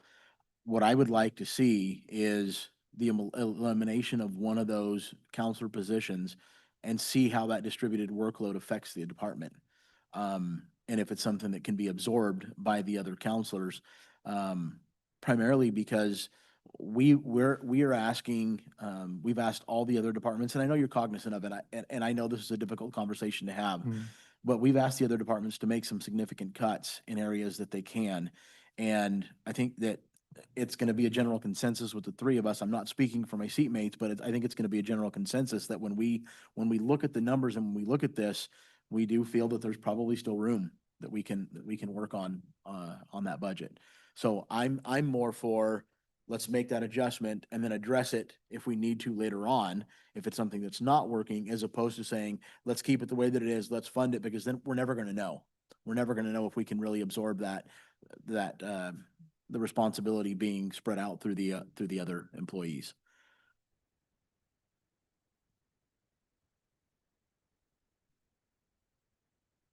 So is the temporary opioid funding also out of the table here as a temporary solution?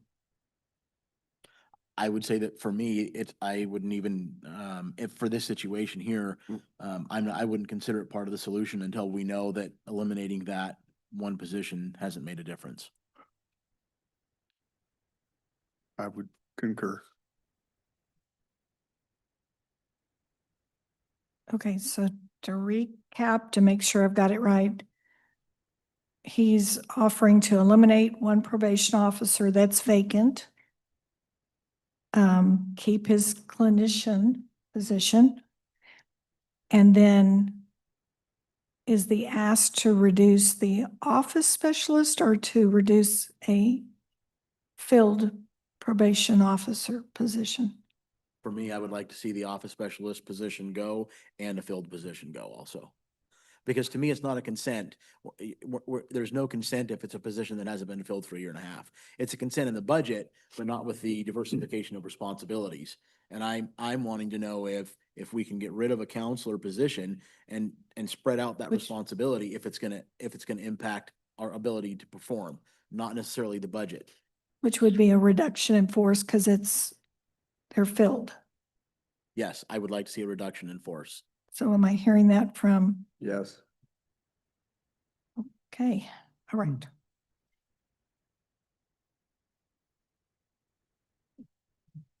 You're in HR, I right? guess you keep the clinician position and eliminate another probation officer. Yeah. Keep the clinician position. It's a probation officer that Yes, I'm referring to. that's what I was clarifying. Yeah. So I have two probation officers, one would be a reduction in force, and keep the clinician, and one vacant office specialist. Eliminate. Okay, I got it. Okay, then I heard, if I can I recap quickly the Office of Public Defense, their mental health positions, and the prosecuting attorney's mental health positions. I thought I heard a suggestion that those would be funded off of the interest income from opioid money, and that is approximately 330,000, which is very close to the number I calculated for interest income for previous years and for next year.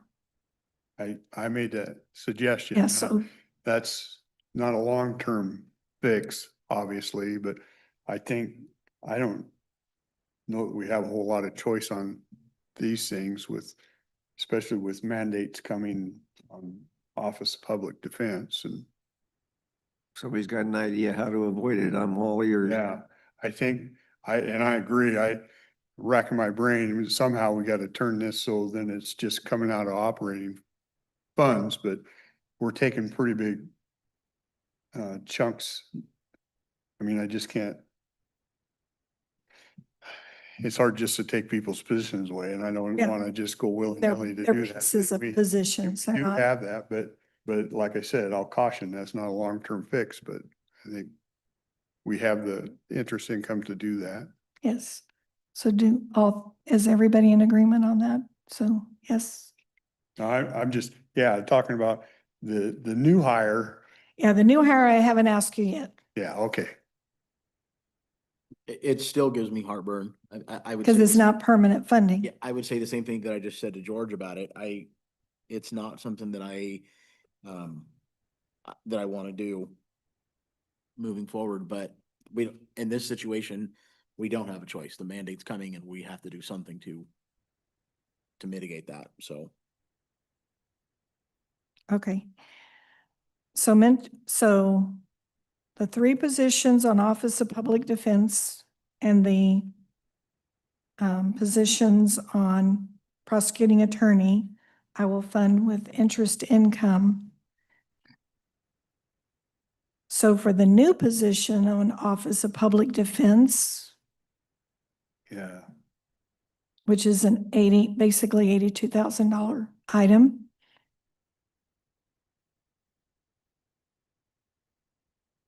that's a tough one. I would probably say the same thing that Oh. I just said to George. Okay, so then you had asked a question of what has been cut on the Office of Public Defense. You had asked Ian, and I pulled this. He reduced his extra trial expenses, 23,000, and then the net effect on the rent was a little over 50,000. Right. So the net was 50. Yeah, so in total, he's got almost enough to cover the new position. With his own, by his own doing. Right. Okay, that's different. I'm good with that then. And we're not looking to fill this till June, right?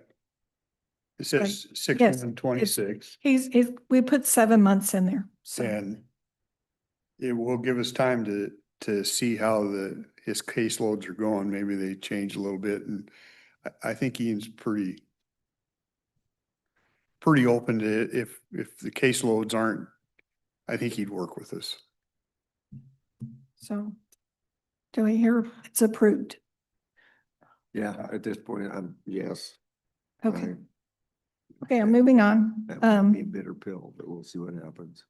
Sheriff's Office has two positions that are currently on mental health tax, basically $232,000.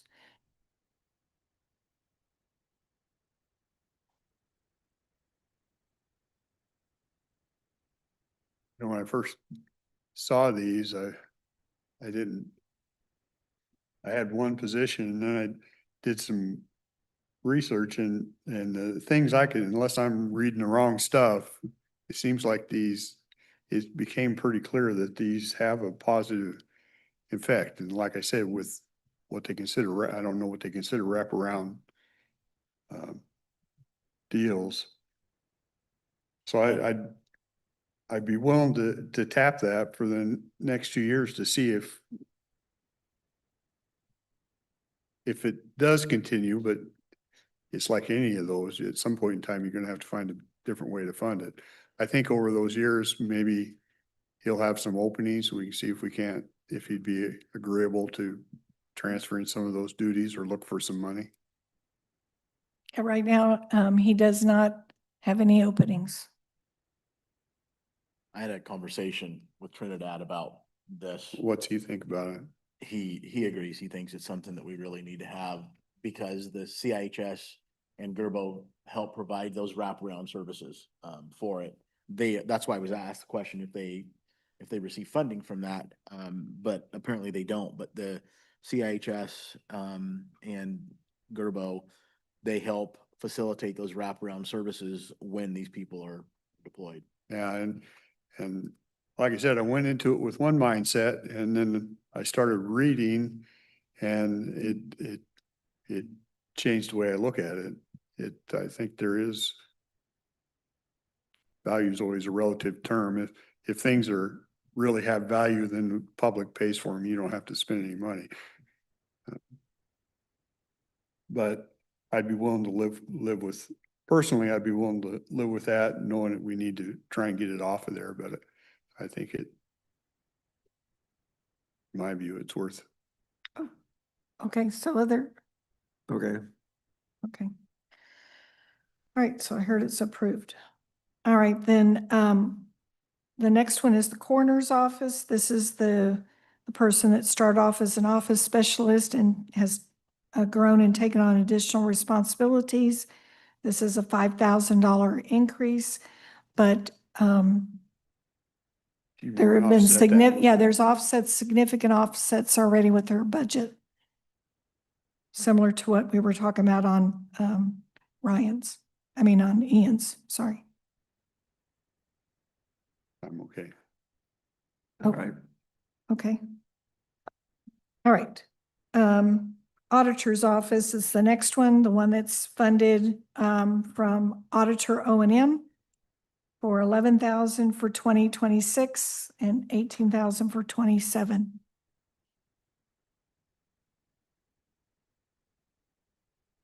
Say that one more time.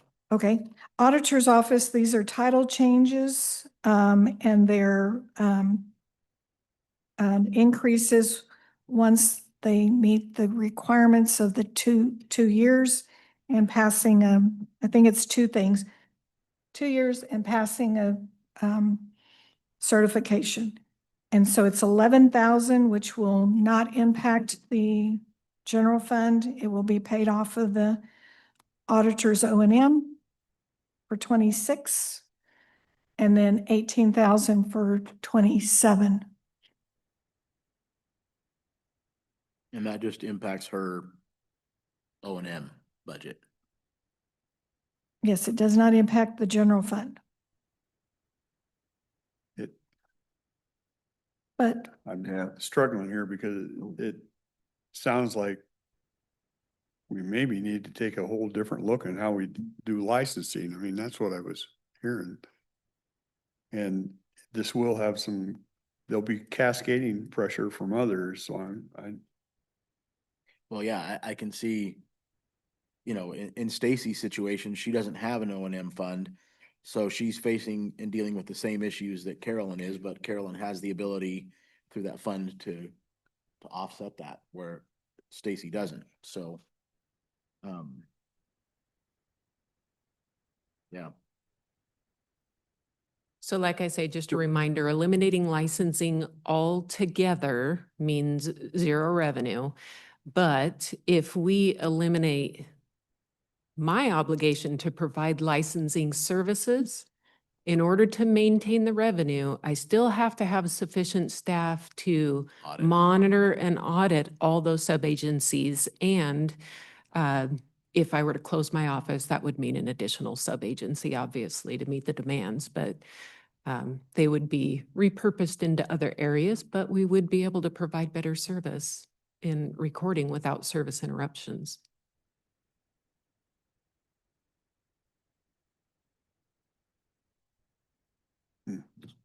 So is it worth? Devil's advocate here, with 21 employees and we eliminate all of licensing, I can't figure out how we don't eliminate some employees. We have 5 separate divisions. I get it. So like I say, 2 of those divisions, recording and licensing, have 6 positions. The rest are accounting, completely unrelated, elections. So to lump them all into one category is not efficient or productive. For me, from a budget standpoint, because you're using the funds that you're using, I don't have an issue with that. The issue that I have is what was just mentioned, Carolyn, is the possible cascading effect that this could create moving forward within other departments, and me not knowing what I don't know about how this works yet. It does give me a little bit of heartache. I'll just tell you that. Is it worthwhile to try and do a study on this and figure out what it would do to us to start breaking that all apart and doing what she says are options? Well, we had 3 recording staff back in 2006 before the merger. So obviously, our duties have more than tripled in that area, especially with the ongoing revenue stream for the state and ongoing fees and duties. So, like I say, it's possible that we can look at bringing in a new sub-agency, trying to redirect my resources towards recording and auditing those sub-agencies rather than actually providing the service in my office. We can look at that. But to answer this reoccurring theme of fair, that genie kind of has been out of the bottle a long time ago. We're not the same. And so some people have already been recognized. I use the example of an office across the hall. Their starting salary grade in that office is 200. Starting salary grade in my office is 180. Starting salary grade in elections is 220. I assume that these salary reclassifications were backed by justification in these conversations between electeds and board members. I support any elected official or department head that comes up with creative ideas on how to create efficiencies in their office. I support them. We are not the same. I don't want to be treated the same. I want to be recognized for being different.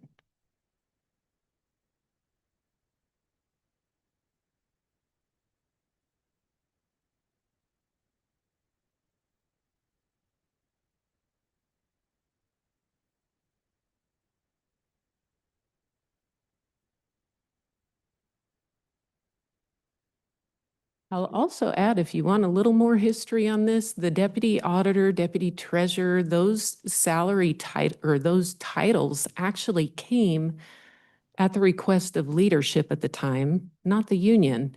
That was in response to the 2020 salary survey conducted by HR. That wasn't a union push to lump us all into the same title and category and pay. Some people saw an increase to jump up to the 180 classification. Others were neutral. But that wasn't a push from the union. That was a push from leadership at the time. And it did not involve collaboration with departments, just so you know. Not my department anyway. So the board at that time Directed leveled the playing field. HR to conduct a salary survey. In the past, I had it with me. I took it downstairs because I didn't bring it up. But in the past, we all have front lines, regardless of who we are. In the past, some of them were titled office assistant, administrative assistant, cashier, all across the board. 2020, they were lumped together from that salary survey with HR. Who got to participate in the salary survey?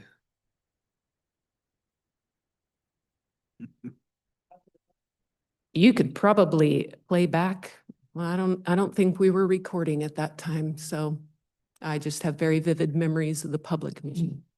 I wasn't really I wasn't in my position at the time. I don't really have any knowledge on what occurred at that time. It happened I think the salary survey itself happened in like 2018, 2019, leading up to that 2019. So I really just started, so I don't have a lot of knowledge. Who all got to put input into this salary survey? I have no idea. I can tell you, it did take roughly 2 years for HR to come up with comparables and actually bring to the board a system, names, categories, pay rates, all of it. So it was brought to the public or to a public meeting. And when I went to HR and saw my salary proposals, I said, this data is 2 years old. This is not right. And at the time, HR said, you can bring that to the public meeting. Then I get to the public meeting and I propose it to the board and say, this data is incorrect. And it wasn't a small amount. It was an average of $800 a month just for one salary when you do the work. So again, when we talk about procedures and how things are done, over the years, it has been such a confusing and I'll say embarrassing event to get up here and speak to you guys and be attacked by other leaders. And that meeting was no different. And that was because I went through the proper channels. I went to HR at the time. I said, this data's wrong. Work with me. And they said, this is what's going to the board. You can bring it to the public meeting. And then we were all lumped together. We have comparable salaries. And at the time I said, that's wrong. And it was wrong at the time. It was 2 years old. Took them 2 years to put that together. But some people saw an increase from that salary survey, so they were all for it because they got an increase, while others just remained neutral. Just to give you some history. I appreciate the historical reference there. My biggest concern is what we're gonna do moving forward. Jessica, before you leave real quick, can you explain what the process is when we have this, if we were to do it again? What does that process look like? So, What are we talking about? The yeah, salary but survey. The, whatever it was that you said, I Salary. mean, to get to the point where we're gonna level the playing field, what did you call it? What was it that they did? And the salary survey was at the request. It was because of the recession and our salaries had gotten deplorably behind our comparable counties. So HR was directed with conducting a salary survey to bring our salaries across departments. It was countywide. It wasn't just my department. So they were given directions, conduct the salary survey and make them in line with our comparable counties. But it took 2 years for the data to come together. So it was already out of date by the time it came to the board for approval. And there was no process for us to approach the board with discrepancies. So then my question to you, Jessica, would be this. We currently don't have a process, but would a salary survey resolve the issue that we're talking about right now? With regards to the, I mean, when you're equality, talking, if you will. when you're talking salary survey, you're talking positions countywide. So that's a different, Probably looking at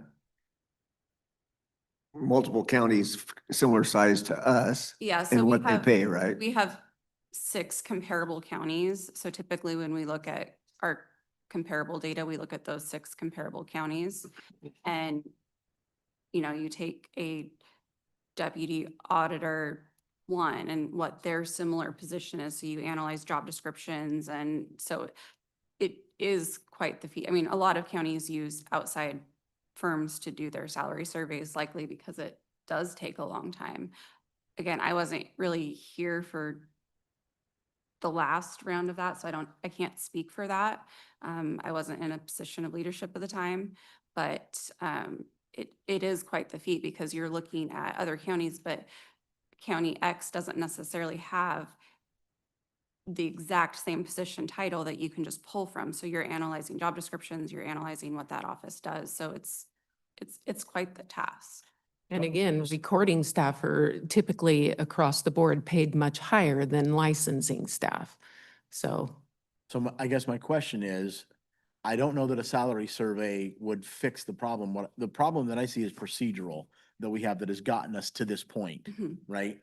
And procedural, that's what Kathy and I have been discussing on how to bring these things forward to the board. And that's the personnel adjustment worksheet. And if you want it only during budget times, or if you want it contract negotiations, that's something that we need to hammer out as far as what the board would like to see.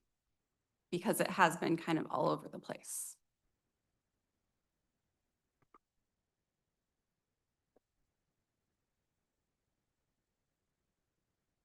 So I guess bottom line right now, I'm for approving it, but I really want to evaluate how we got to this point moving forward.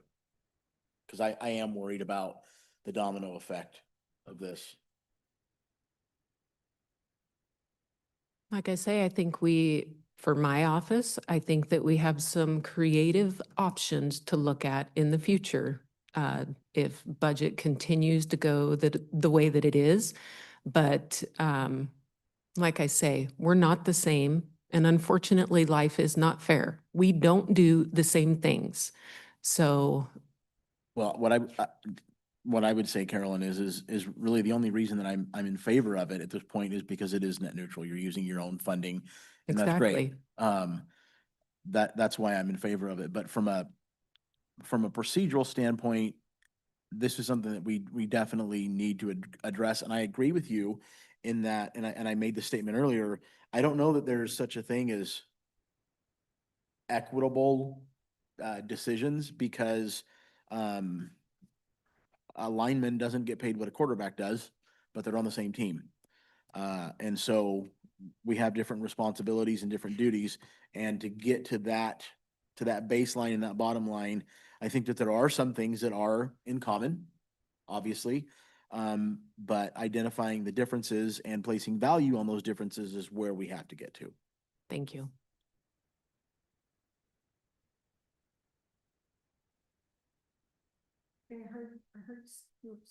I heard Steve's opinion. Steve Farrell. I'm going down the line so I can check.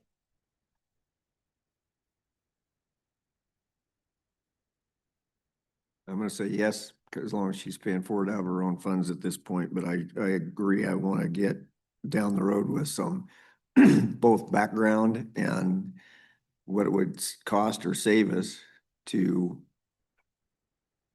separate those departments or lose them. Like I say, they were merged years and years ago, and it's no longer effective and working. So we need to get creative and find other ideas. So is that something simple for you to do, to put together numbers roughly that what it would cost for us to drop licensing out of this? So no auditor has done it, even though it's a constant communication with all of us. We always are looking for ways to get rid of this constant drain. And we're all saving it as like a tool that we're going to try. I would have to start with talking to Department of Licensing. Because like I say, the service that I'm providing currently, there would be a void. So it would probably start with asking Department of Licensing if I can go out for contract on another sub-agency to cover the other service, so long as I maintain enough staff to perform the monitoring and auditing duties of those sub-agencies. For the record, I am not advocating that we do that. I believe they provide a better service in this office. And people come here specifically to receive that service from them. Yeah. I would just say, if that conversation ever came up, I would recuse myself with regards to closing down the licensing at the county. Like I say, definitely not something I want to do. If I'm pinned in a corner and I have to get creative, we're going to have to look at, all of us are, we're all going to have to get creative. Okay, so Rick, I haven't heard from you. I'm not comfortable at this point in time, so I'd be a no. Okay, so I heard 2 yeses and 1 no. So approved. Okay, then the only other item that I think I have on here is IT, which is basically bringing on an analyst, which is a new position. And then once the business technical manager retires, that position would be inactivated. Is this technical manager, is that the one that's the, what's that stupid program with PeopleSoft? PeopleSoft, we have, yes, Is we that have the person currently, who runs that one? we have two positions that are budgeted to support PeopleSoft right now. And one is currently active searching for, so we're down to only one person right now because And one is that's vacant. this person right here that's retiring? Yes, and so Well, what they're hoping to do is bring on this other position, basically change the position to be a analyst.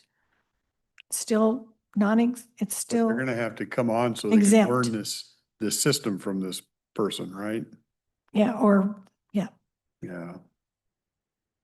So this is I to don't- provide, I like continuity. PeopleSoft. This is to Use it. provide continuity. But we use it in everything, and so I don't know how you don't have somebody come and start getting trained on that thing. Yeah, and it's actually Consultant firm with 30 specialists. That's what this is. This is an individual. Oh, this is that, This is not an individual, right? This is the contract. no, this is an individual because Denise I know. is gonna the be- only one right now providing PeopleSoft support. yeah. Right. But Commissioner Farrell has a point because I know they have been looking at a firm to handle. And the last I heard, that was waiting for Contract. the contract approval from legal and for yeah, what's the term I want? Yeah. To pay for it, basically, but it's already, That would be a contract, that's budget, this is personnel. Yeah, so Yeah, well. I didn't think we were gonna get a person back in. I thought we were getting the contract from, that's why I'm wondering why this is in in here. That's a good point. Yeah. no, what I understand is they want to take Denise's position, and once she leaves, the analyst, it will be changed to an analyst position, but they want to bring the analyst on ahead of time so that there's overlap. Hmm. Okay, Yeah, and the analyst has got nothing to do with PeopleSoft. it does. It's PeopleSoft, but it's to replace Denise. Okay. Is And to that's what I replace understood we Denise. were not gonna do. Is not replace Denise? Correct. We were not going to have another PeopleSoft specialist on site. We were going to have a consultant, a contract firm that would be readily available with like 30 specialists that were. Speak to this. Okay, okay. Did I misunderstand the conversations we've had with? Well, that was, I believe that contract, from what I understood, is that contract was to help us support the fact that we don't have a second ERP specialist or manager. That Carl left in 2024. Well, I know. And so Denise has been the only support for PeopleSoft. I'm She's aware. retiring. Right. And so they want to replace Denise with an analyst, but they want to bring the analyst on January 1 before she retires. This is news to me. Not anything of the discussion I've been involved with. Okay, so moving right along, I guess. I don't know how to respond to this one. I'm Well, I was, lost how to.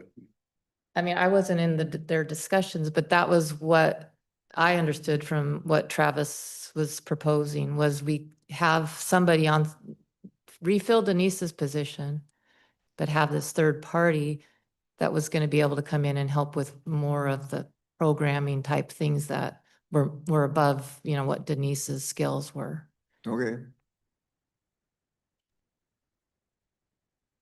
I Yeah. would really like to That's- talk to Travis about that before I decide.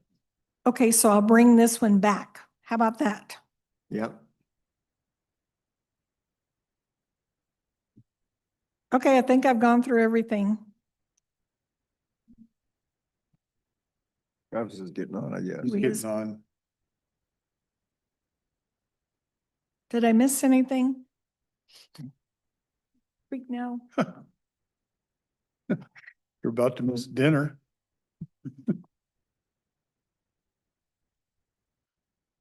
I think that's the longest session I've been on. Yeah. We'll give you credit for it. You're gonna give me credit for making it the longest one? I'm just facilitating. Is Travis on?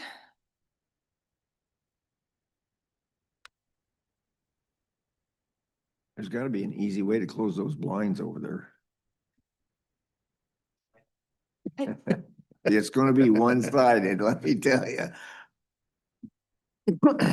Danielle doesn't work on her, she doesn't want to work on her tan, so. That's too much all at once. I believe he told me that he's still going to need that contract for support.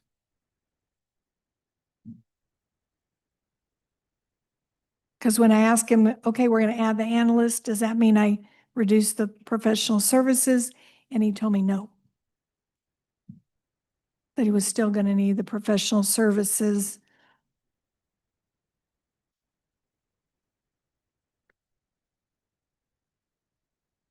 Is he on? There he is. There he is.